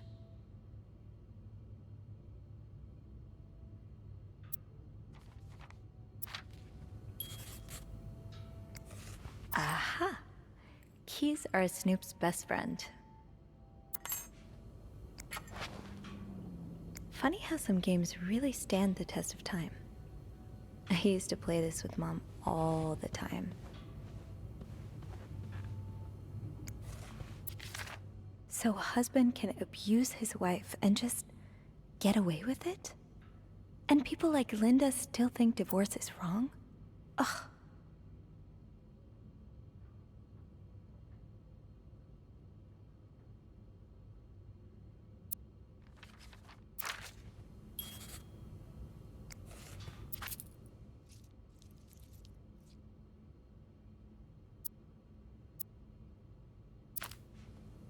Let's find out what this key unlocks.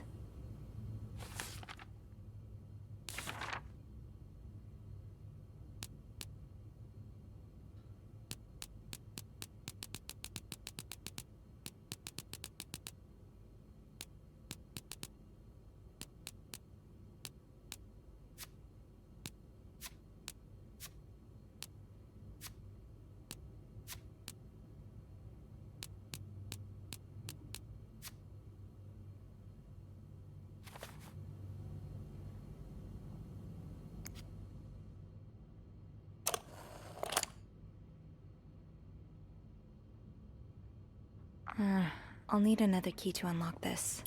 Haven't I seen one just like this somewhere? That key looks so familiar.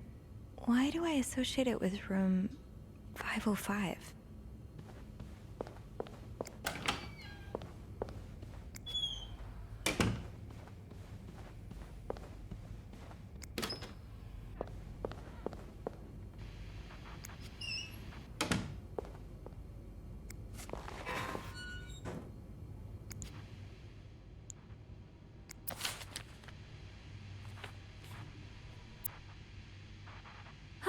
There you are. With Marcella. God knows where she is.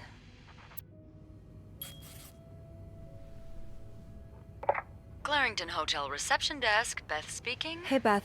Bean, I've been meaning to speak with you. Oh, about what? Well, a little birdie told me Mr. Morgan and Mr. Cruz had an argument yesterday evening. Really? Who's your little birdie? Jacques. Apparently it got so heated he had to get involved. And listen to this. It sounds like we were on the right track, 'cause he heard a particular word thrown around quite a lot. Wanna guess what it is?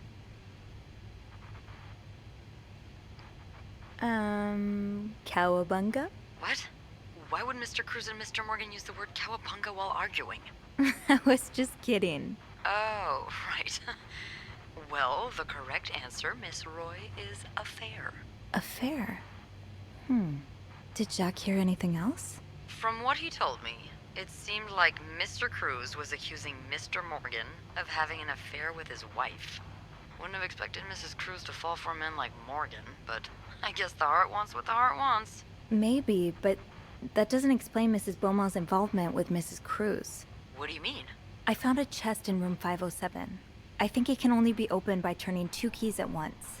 I found one of them in Mrs. Beaumont's things. Oh, and the other one? Well, I remembered seeing a similar key in one of Mr. Morgan's stocking pictures, so I went back to check. Mrs. Cruz wears it as a pendant. It looks identical to Mrs. Beaumont's key. Wait, so Mrs. Beaumont and Mrs. Cruz own identical keys that are both needed to open a mysterious chest? Yeah, there's definitely something going on here.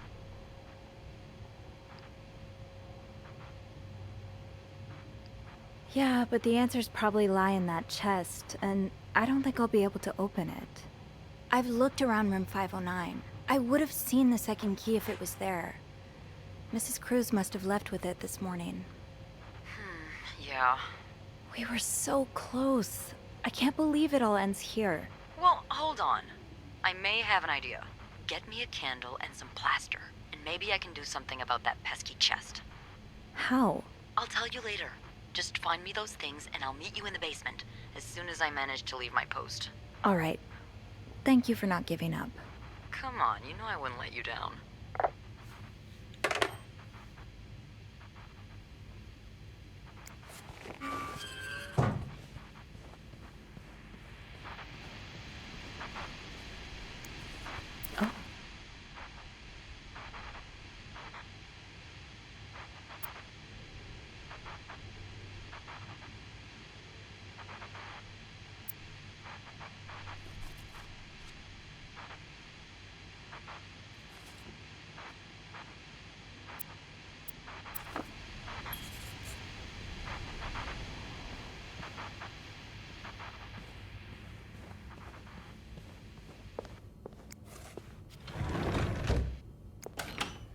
Plaster and candles.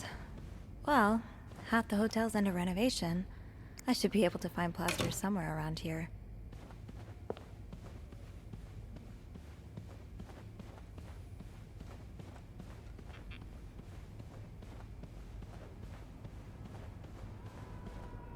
Great!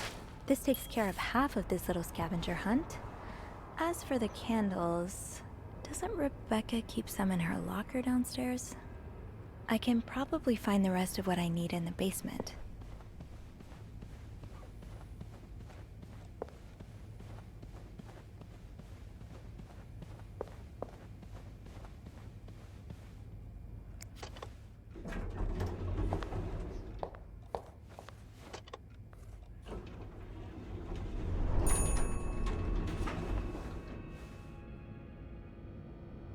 Candles, candles, candles. I think Rebecca keeps a stash of them, but where? It's locked. Fine. Keep your secrets, locker. People don't usually leave these unlocked.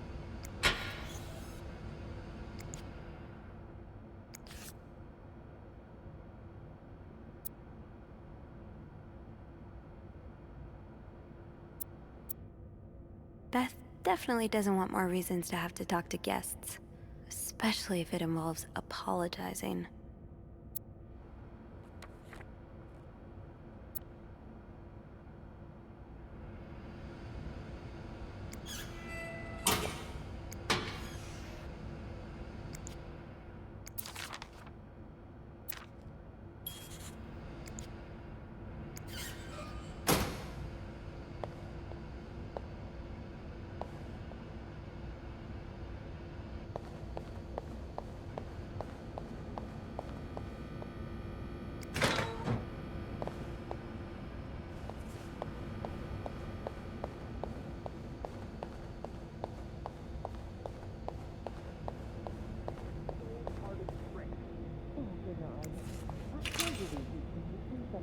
that.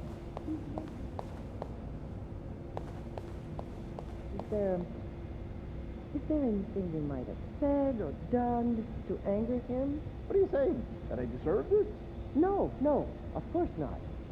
All I need to say is that maybe, from his perspective, well, never mind.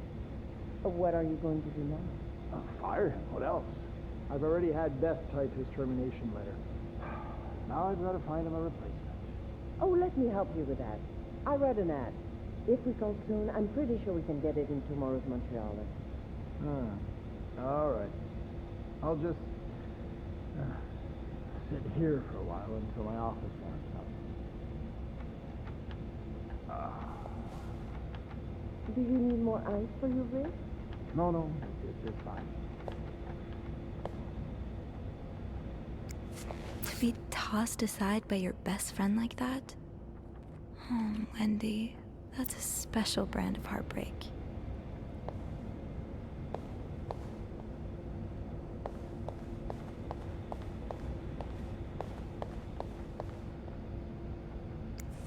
Linda, you're not even trying to hide the daggers in your eyes.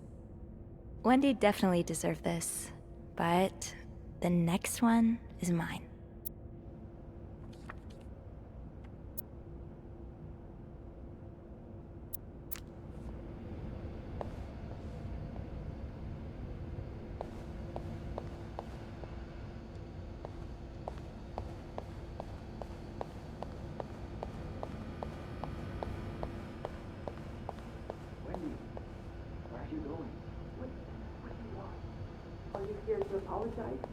Apologize?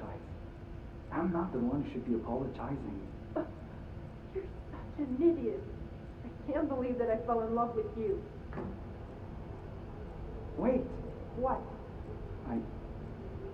I want my mother's ring back. There. I don't want it anyway.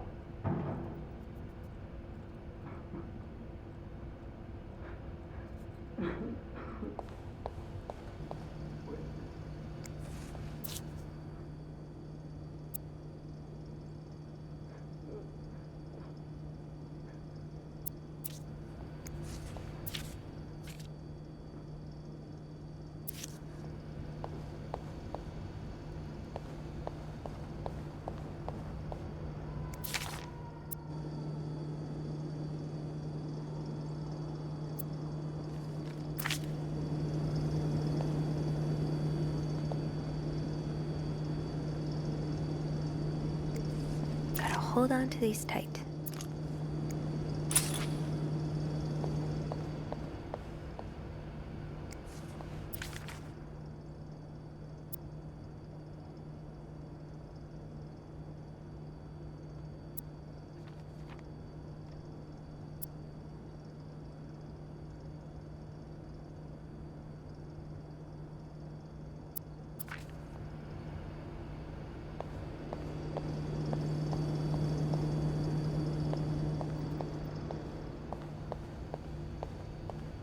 Start by checking out Rebecca's locker.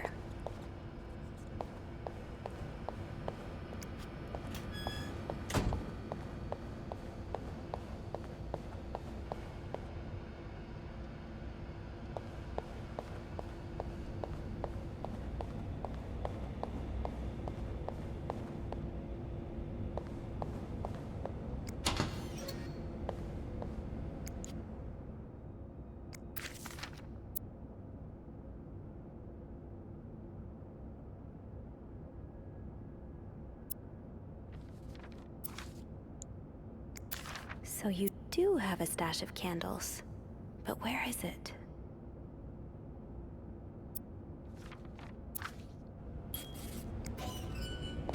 Maybe Bobby took some candles from Rebecca already.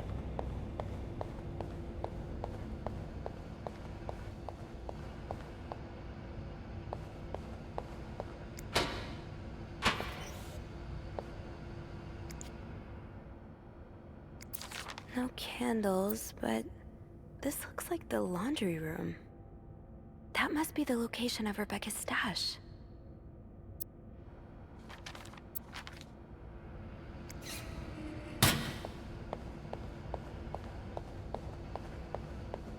would make sense for Rebecca to keep her candles by her workstation.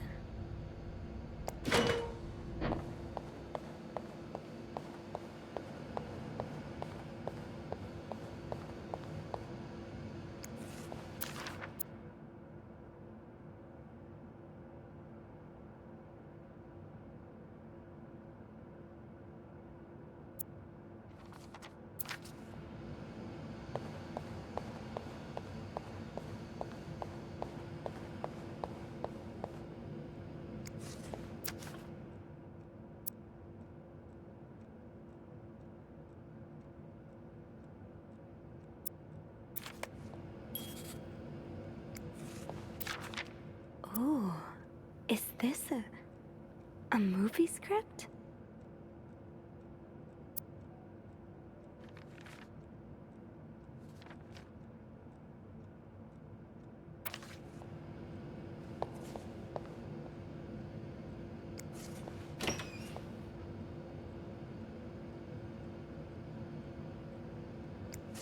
Stash uncovered. Reb, you won't mind if I just take one, right? Got a candle. Now, what next? Let's see if Beth is around.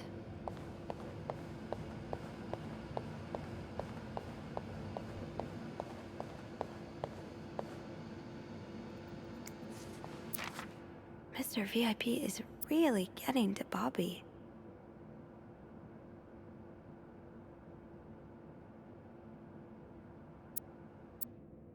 I hope you managed to calm him down, Reb. The last thing the Clarington needs today is a murdered guest.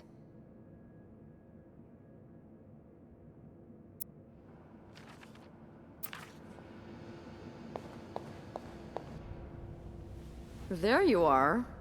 I'm not sure I understand what the plan is here. Well, when I was little, we had padlocks on many of the farm's sheds. My dad would always lose the keys, so one day he made a mold of them using wax and plaster. I was thinking of doing the same. Are you sure it's gonna work? Absolutely not. But hey, I guess we won't know until we try. Yeah, you're right. So let's do this.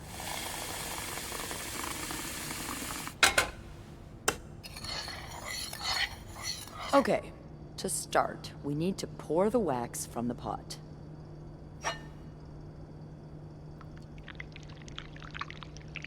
Have you done this before? You're a real pro. Now, time to put the key into the wax. Let's give it a few seconds, so the mold really takes form. Okay, I think you can remove it. Well, we're almost there. Just pour the cup of plaster into the mold.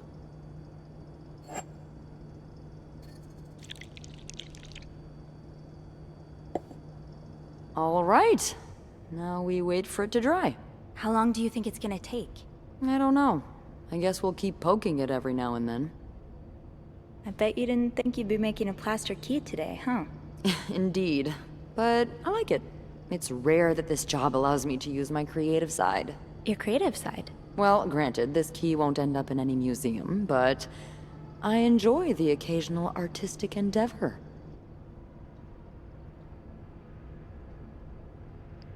Like collages? That one's yours, right? Yeah. I like to take fashion magazines and fix their lack of vision. Their lack of vision? I just think that fashion designers have been getting pretty lazy and bland lately. Don't get me wrong, my own creations are often a mess. But I like to think I'm good at editing. Putting things together to make them shine. I promise, underneath this terribly designed uniform, there is a girl with taste.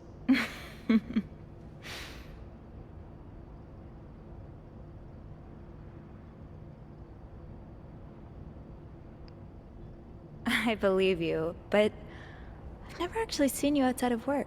Oh God, that's true. Well, we have to remedy that.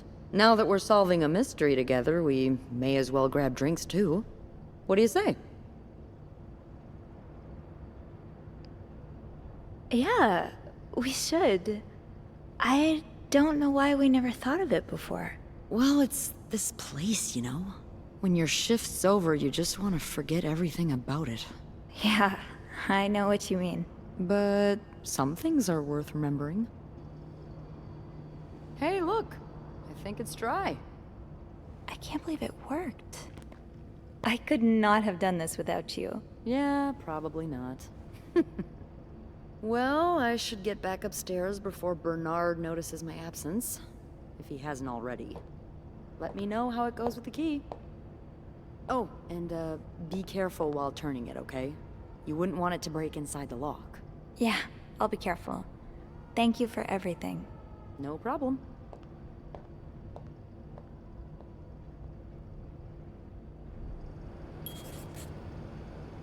I've got 2 keys. Now, let's test them out.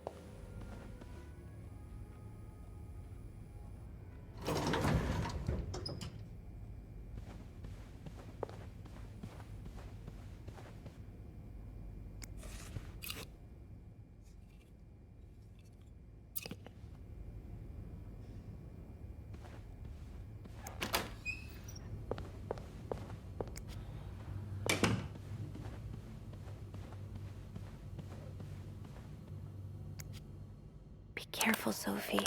You don't want this key to break.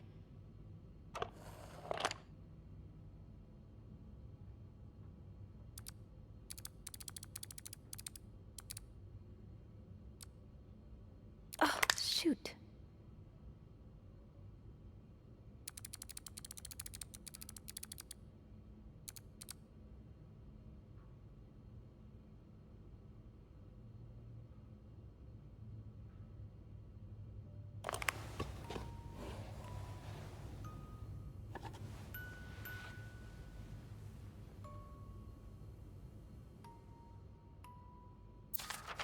Unlike my favorite bar, this one was black. Her alliterative name will surely take you back. These two sure love their riddles.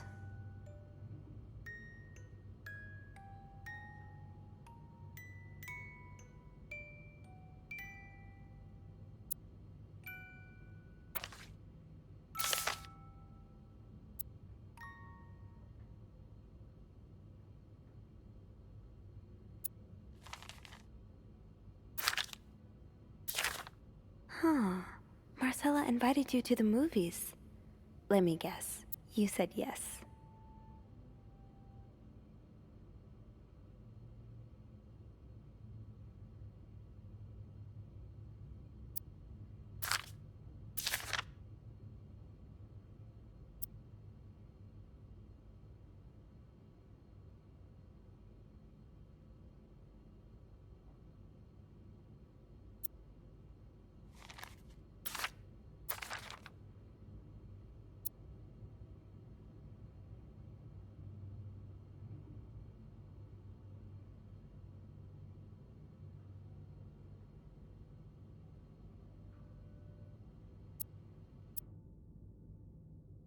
Doris Day. That's an alliteration, isn't it? Doris. I-S.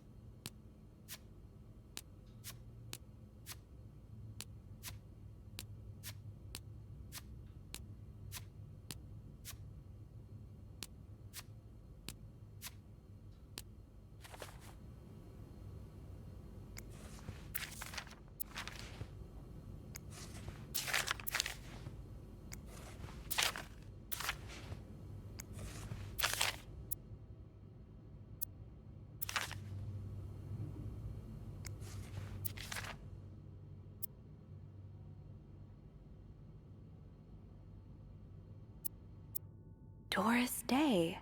That's an alliteration, isn't it? Doris. I-S.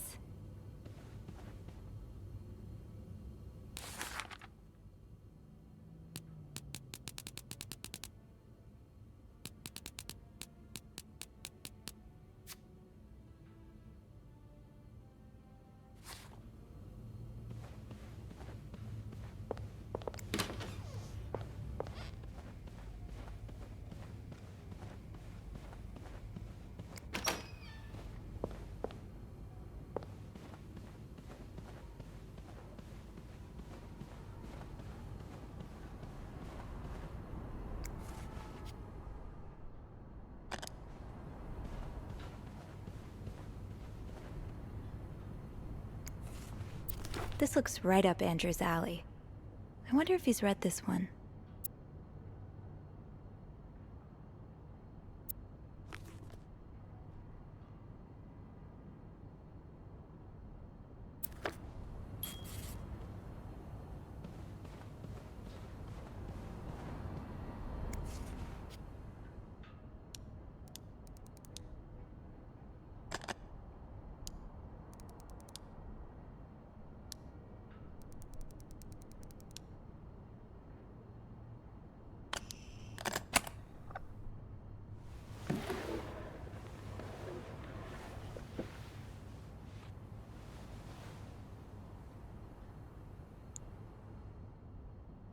That novelist, Bridget Boswell, is actually you, Marcella?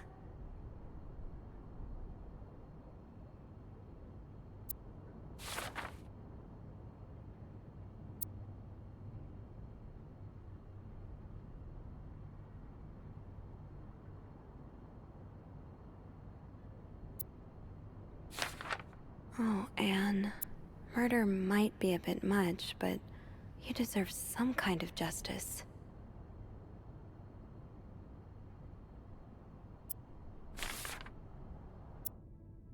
So the symbols I've been deciphering, you invented them back in the day to keep your love secret.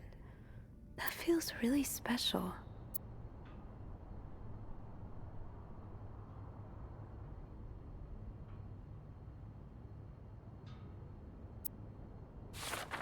I do like a happy ending. I just hope that's where your story is headed.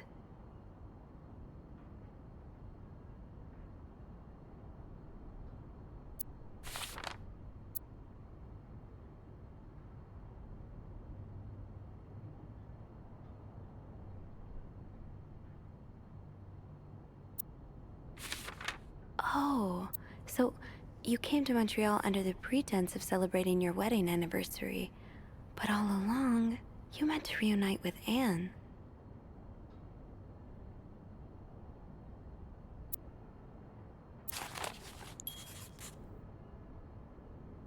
After all this, turns out you're a fan of Bridget? Of Marcella? That's a lot sweeter than I expected.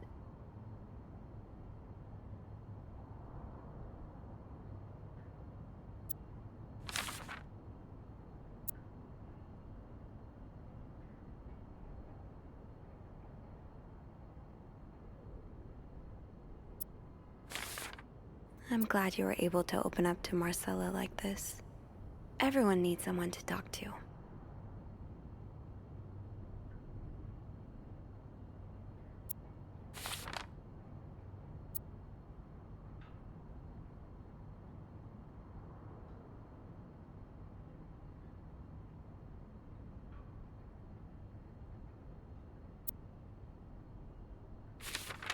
An advance on my salary. Oh, Lindsay's a man. Yeah, I guess it was presumptuous of me to think otherwise.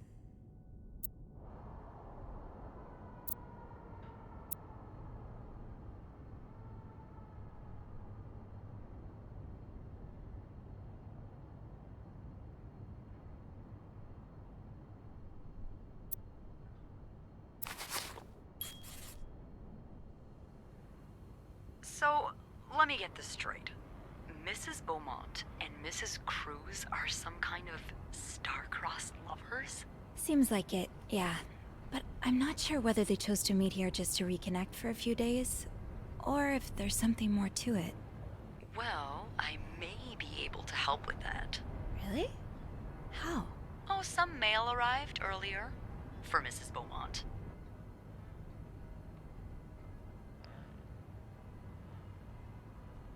You've opened it, right?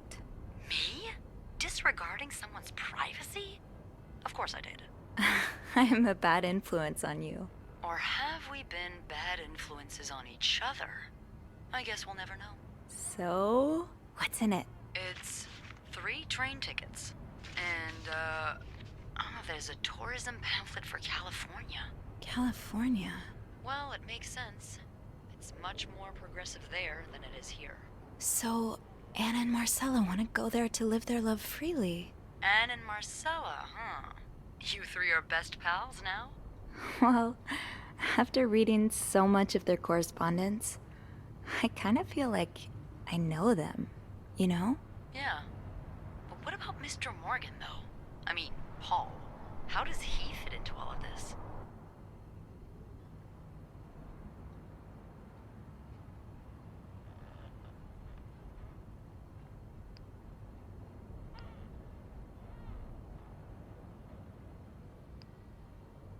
I think Marcella hired him. I found some letters Paul wrote to her. He said that her proposition took him by surprise, and that he'd need an advance on his salary. What did she hire him for? To investigate her own affair? I'm not sure. I didn't find the letter he was replying to. And why did he have those pictures of you anyway? I guess we'll never know for sure, but I don't think it was ever about me. It's always been about Anne and Marcella. Exactly. Well, it feels a tad anticlimactic, but who needs drama, right? At least it made our day pretty interesting. It sure did. You know, after today, I think I get why you're so interested in the lives our guests lead. I try to forget they exist as soon as I'm done interacting with them. But once in a while, it's nice to remember that, well, even the most put-together person could be an absolute mess on the other side of the door. What about you? Who is Beth Lambert when no one's looking? I like to think that with me, what you see is what you get. But maybe an extra snoopy super sleuth could uncover a few more layers. Maybe ones I didn't even know I had. Challenge accepted. Come see me when your shift ends, all right? We could leave together if you want. Sure. If we're able to. With all that snow, I'm thinking maybe we'll have no choice but to spend the night here. Ooh, a sleepover. We could set up a pillow fort on the mezzanine. A pillow fort? We do work in a hotel, you know. There are actual beds here. I know, but isn't my way so much more fun? Well, we could take a page out of Michael's book and decorate it, and then spend the night throwing stuff at Bernard whenever he comes through the lobby. Oh, now you're talking.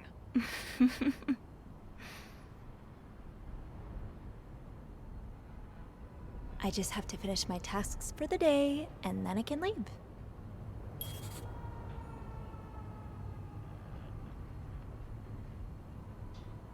That ringing. Sounds like the elevator doors are jammed.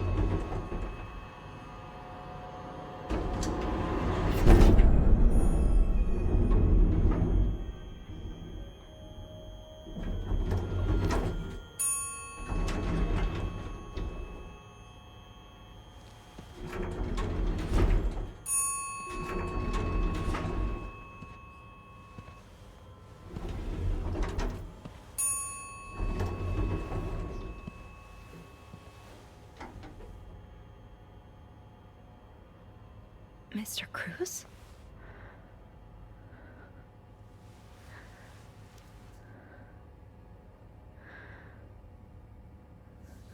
Mr. Cruz.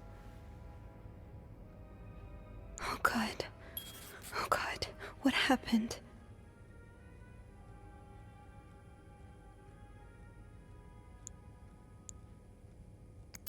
Mr. Cruz's life insurance policy. Marcella? Okay, let's not jump to conclusions. Is this about Paul? Does that mean...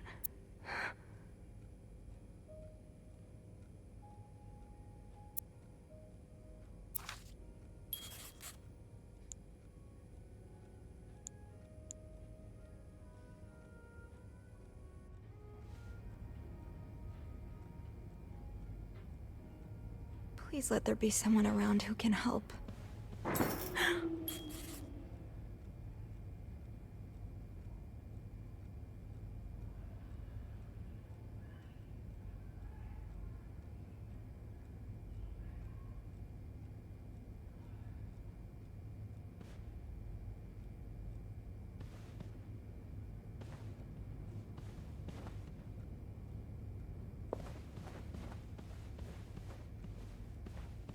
I have to get the power back on.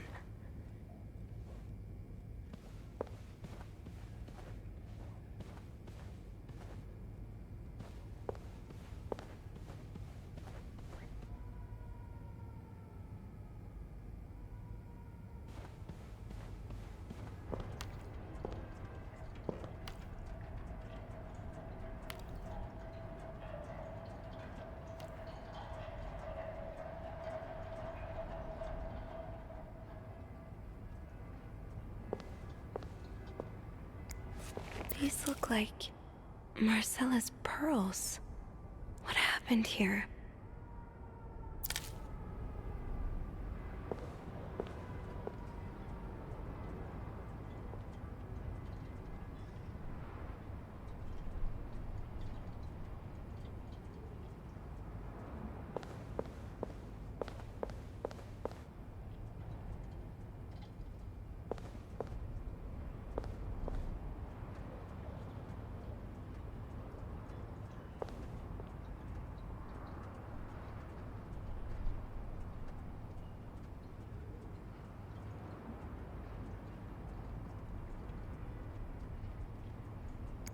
Should I hold on to this, maybe?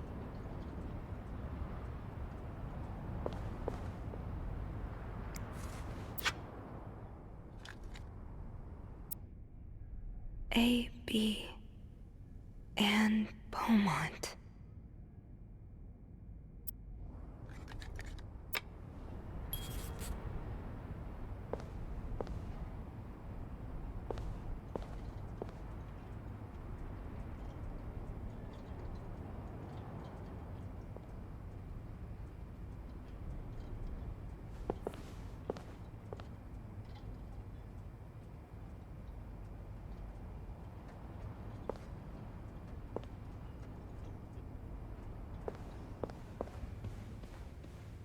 The fuse box.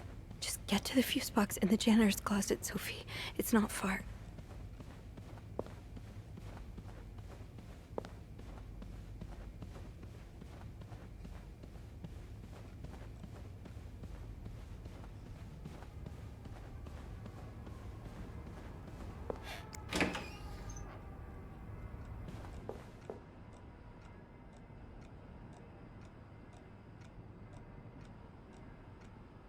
Might need this to restore power.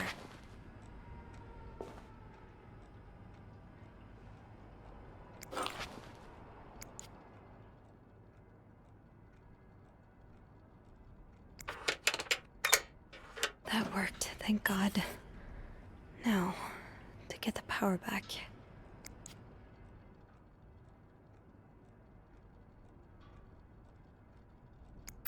Eugene, what I would give to have you with me right now. Your note will have to make do.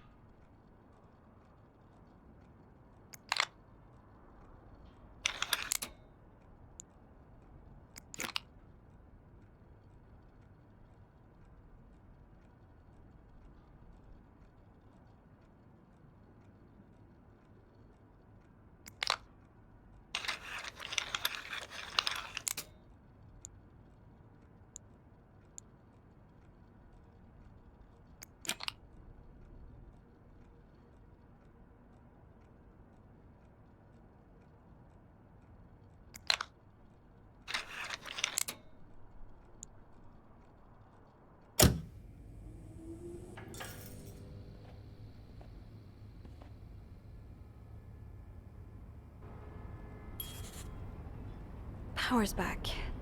Now, I should go down to the lobby. Call the police.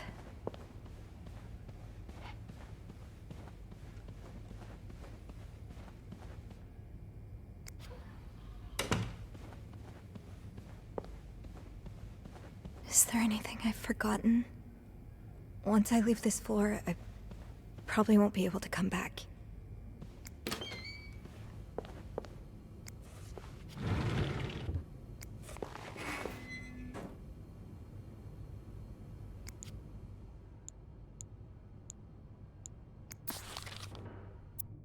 That was taken in the lobby.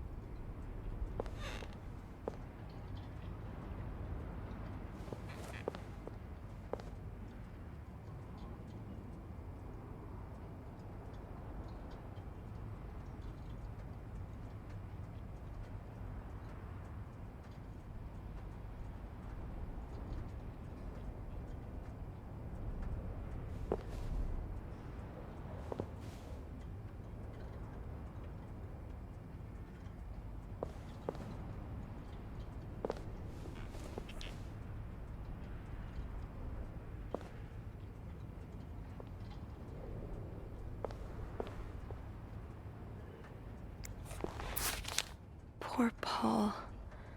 Lindsay's death really hit him hard.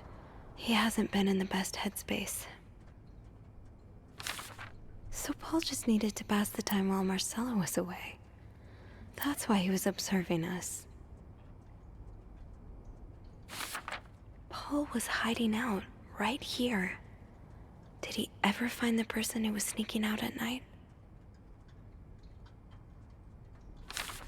9:45? So Anne and Marcella met here this morning while I was busy cleaning room 504.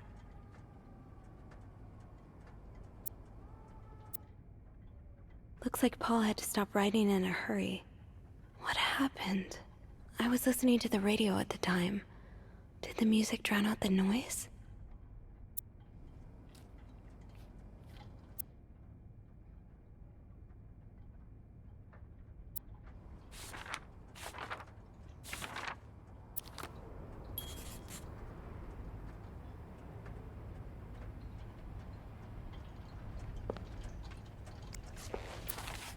Oh, so Paul's work with Marcella was to follow her around like a private investigator, to help her with research for her novel.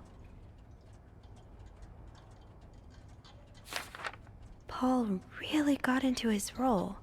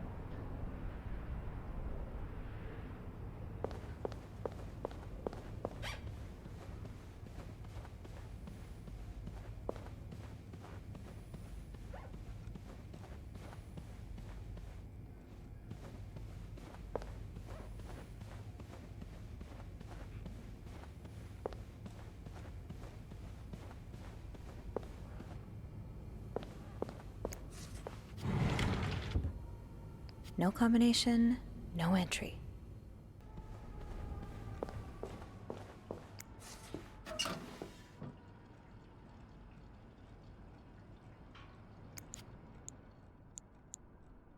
How did this end up here? Not much use without the rest of the code.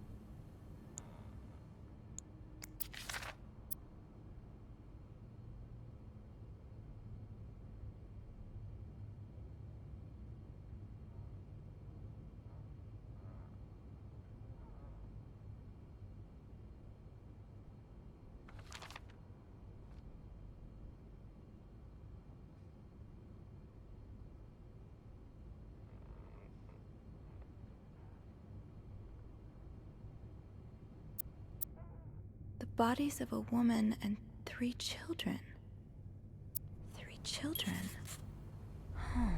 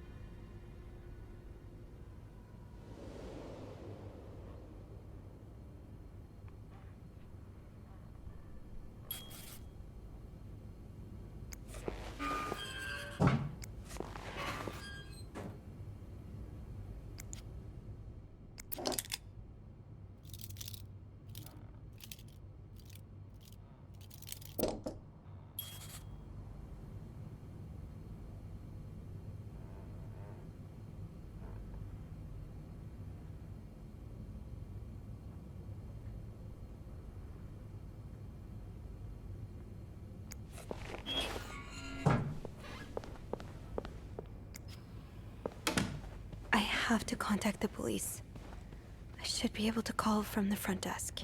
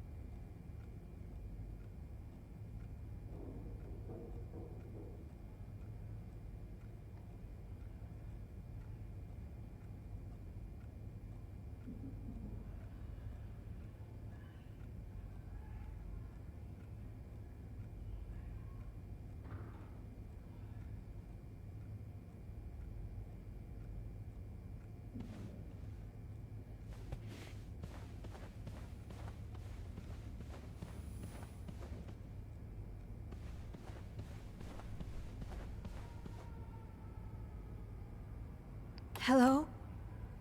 Is anyone in?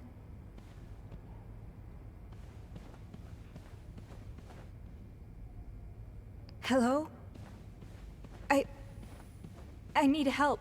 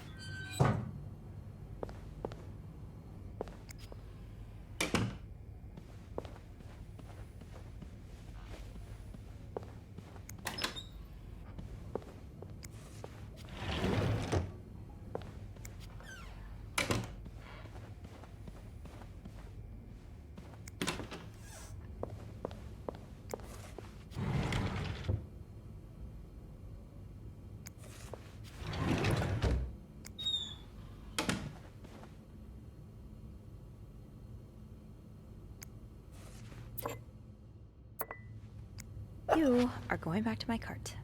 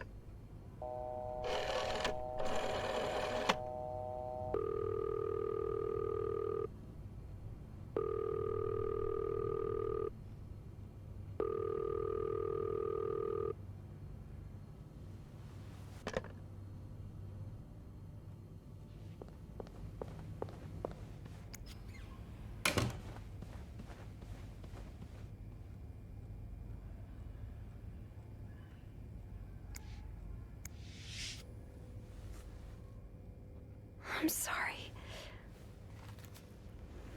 I'm sorry. I'm so sorry.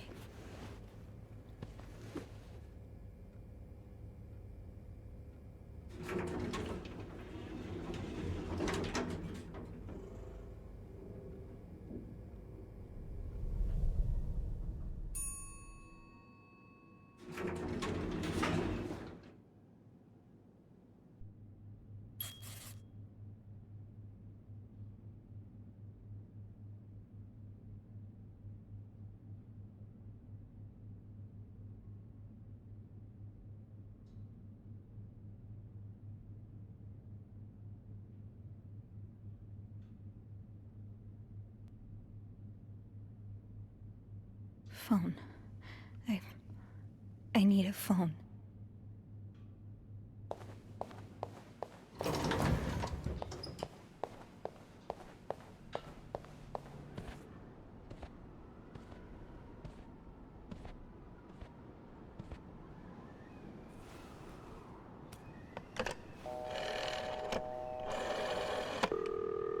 Montreal Police Service, Station 22.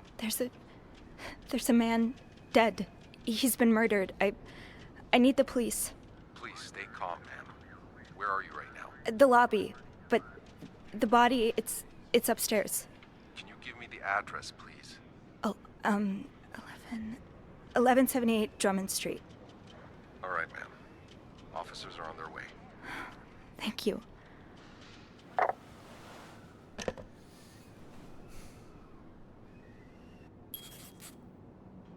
Now, I just have to wait for the police. So Anne and Marcella really are planning to run off together. Was what happened to Hector part of their plan?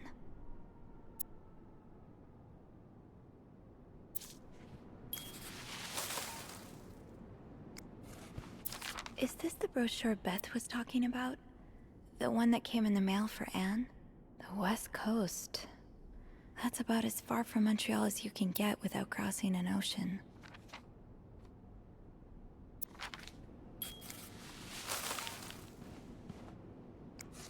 Why does the VIP want to meet with Paul? Maybe he fell for his role-playing and wants to hire him as a private investigator.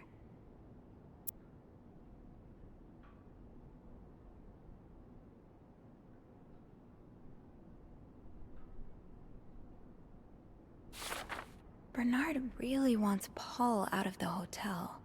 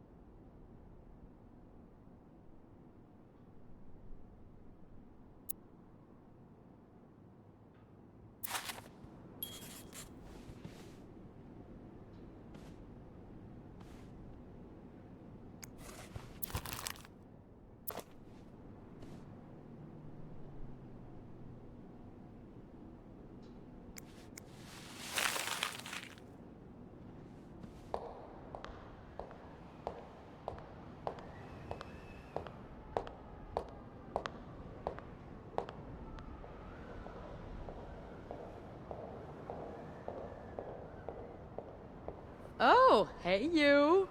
Great timing, right? I'm thinking if we're lucky, Bernard will let us go home. No point in working in the dark. Sophie? Bean, you're not scared of the dark, are you? Hey, is everything okay? I found Mr. Cruz. Hector. Oh, you did? What was the bloke up to? You don't understand. I found his body. He's dead, Beth. Oh, merde. Merde. Sit down, okay? You look like you're about to faint.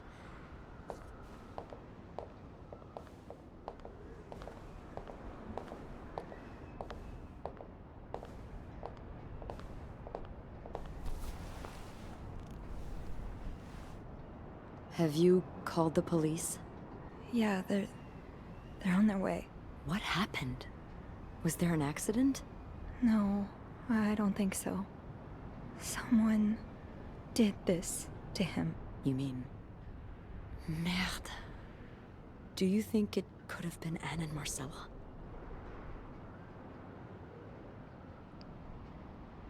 What about Paul? He and Hector were caught fighting. I also found a letter from one of Hector's customers.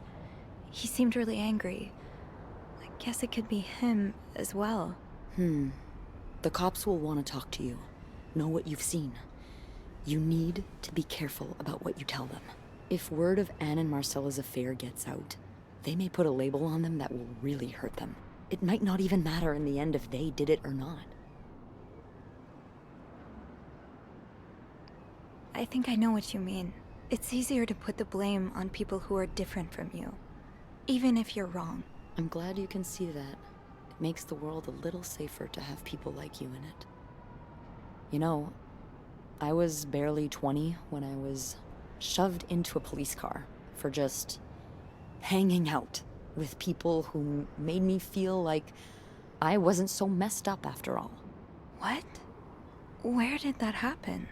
At a bar called the White Cat. It's supposed to be a safe space, but it gets raided by cops every now and then. I know Anne was caught at least once, too. Wait, you know her? No, I've never talked to her, but I've seen her a few times. Marcella and her, they're just like me. Thank you. Thank you for trusting me with this. Maybe now you can understand why I care so much about you. I don't know if I'm feeling inspired by Anne and Marcella, or if it's the shock of being so close to an actual murder, but, I'd really like for us to be more than just friends, Sophie. Yeah. I'd like that too. That's... That's great. The police is here. Just be mindful of what you tell them, okay? Yeah, of course.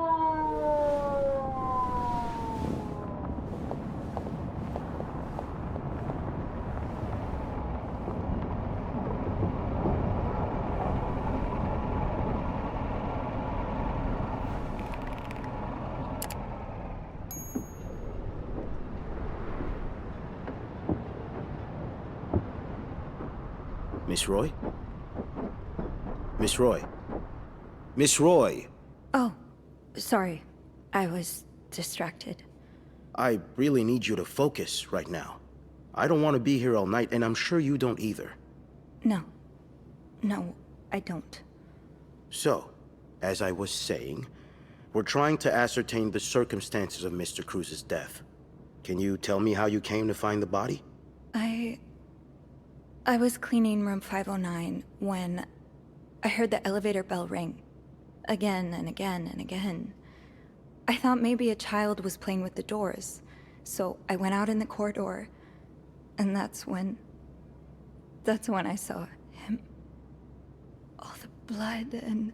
Why was the elevator bell ringing? I'm sorry? You said you heard the elevator bell ring.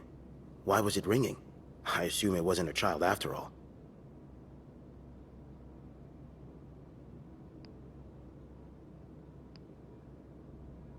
Well, Mr. Cruz's body was preventing the doors from closing. Really? When we found the body, it wasn't that close to the doors. Oh, the stairs are blocked because of the renovations, so the elevator's the only way out of the 5th floor. I had no choice but to move the body. Just a little. Ah, so that explains the traces we found. Thank you for clearing that up. So, what did you do after that? Well, that's when the power cut. So I had to go to the janitor's closet. To access the fuse box. Exactly. I changed a few fuses and turned the power back on. But there's a lock on that box, isn't there? Did you have the key? No, I didn't. Only Eugene does. But the box wasn't locked. That was lucky. Yes. Very.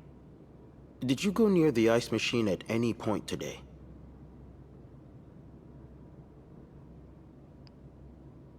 No. Are you sure? Yes, I am. So, what did you do after restoring the power? I took the elevator down to the lobby. That's where I called the police.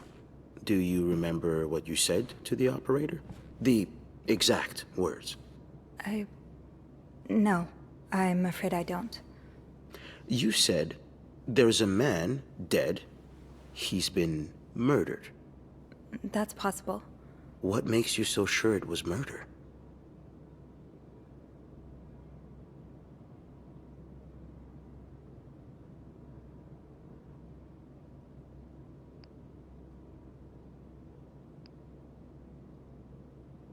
Well, I know about Mr. Cruz's angry customer. The one who sent him death threats. Oh, yes, we found those. But the customer in question lives back in Texas, so there's no way he could have killed Mr. Cruz. Actually, I think he may be staying at the hotel. Have you encountered him? No. In room 504, there's a guest who seems to be traveling alone. Yet, he has these 3 teddy bears in his room. Mr. Cruz's customer lost his 3 children in a fire, and these bears are slightly burnt.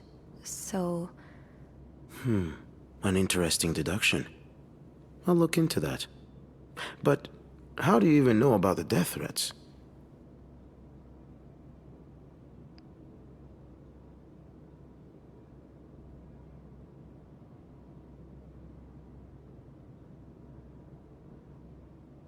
Mr. Cruz told me the other day. Was he in the habit of talking about his personal life with hotel maids? I really can't say what his habits were, but he seemed to like me. Then maybe you'll be able to answer 1 or 2 of my questions. I'll do my best. Let's start with the victim's wife, Marcela Cruz. Apparently she left in quite a hurry this morning. What can you tell me about her? I don't really know anything. She just looks like a loving, caring wife. That's not much to go on now, is it? I'm sorry. Let's try something else then. We've learned from one of your colleagues that the victim had a fight with a guest named Mr. Spade. What can you tell me about him?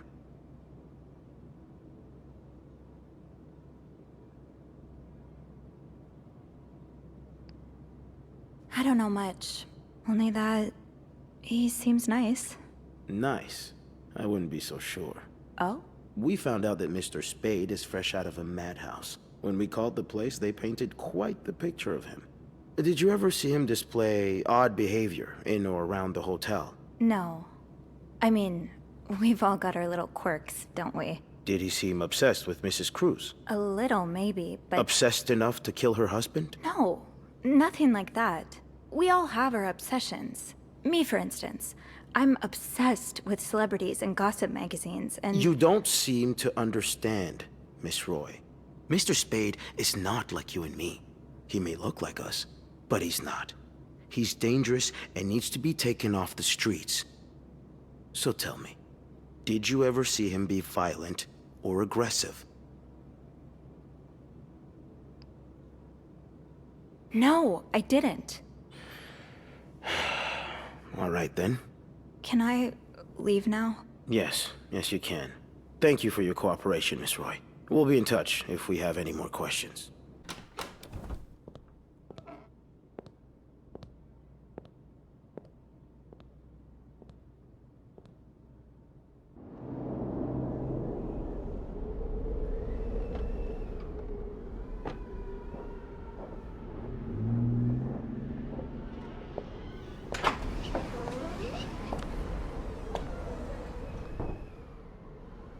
Bernard was strangely chipper on the phone. That can't be a good sign. I guess I'll know soon enough. Let's go see what Bernard wants. The atmosphere is so different in here. Will it ever feel like it used to? It'll probably be a while before the hotel reopens.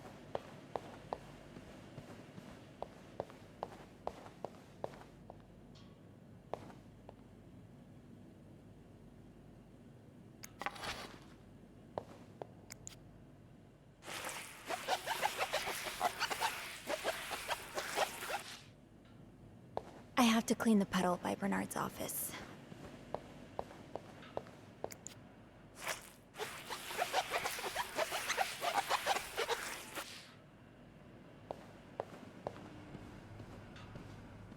Ugh, go to hell. Beth, Hey, are you okay? I'm out of a job. But other than that, yeah, everything's just peachy. What? No, I hope you're luckier than I am. Come join me when he's done with you, all right? I'll be questioning my life choices on the mezzanine. Yeah. Yeah, okay.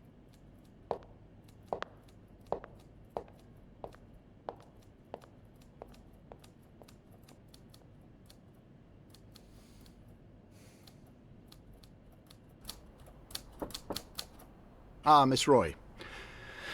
Come in.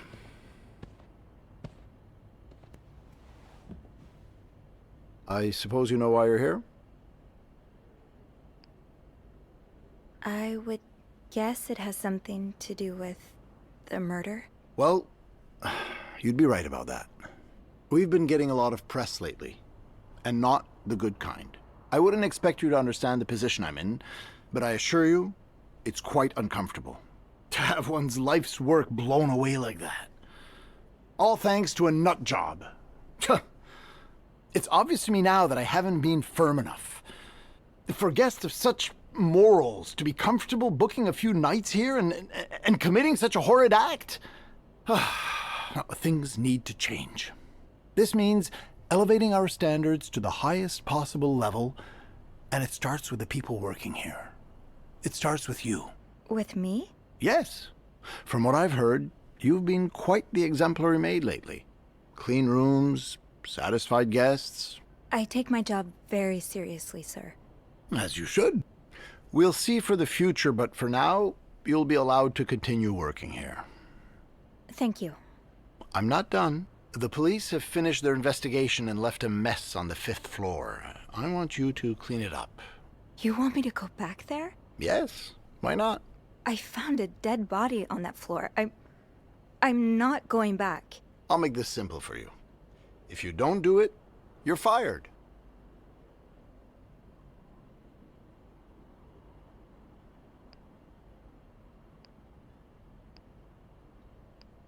You can't fire me. Because I quit. Sure. I fire you, you quit. It's all the same to me. Just make sure to empty your locker before the end of the month. That'll be all.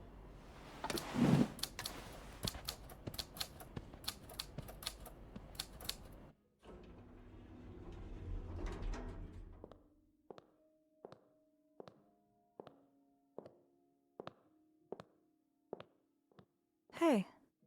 Hey. What a week. Yeah. So, what did Bernard want with you? Well, he was being kind of a jerk, so I quit. You what? I quit. I figured there was no point in staying if you were leaving. I appreciate the solidarity, but you really didn't have to do that. I think it's for the best. Did Bernard say why he was firing you? Ugh. He was going on and on about keeping deviants out of the hotel, so I may have lost my cool a little. A little? I told him I was one of those deviants he was so afraid of. He froze for a moment, then showed me the door. So, what's next for you? I think I'm done working under Bernard's or Linda's. Maybe it's time I become my own Bernard. Minus the fascism, of course. I could see myself owning my own establishment, one that caters to the right kind of crowd. Believe it or not, I do enjoy the company of people, just not, the stuck-up, entitled clientele of this prestigious hotel. But maybe if I were behind the counter of, say, a bar, instead of a reception desk. I don't know. Is that silly? No, it's not. In fact, you'd be perfect for it. You're the most charming person I know. Thank you. I'm really glad you're in my life. Me too.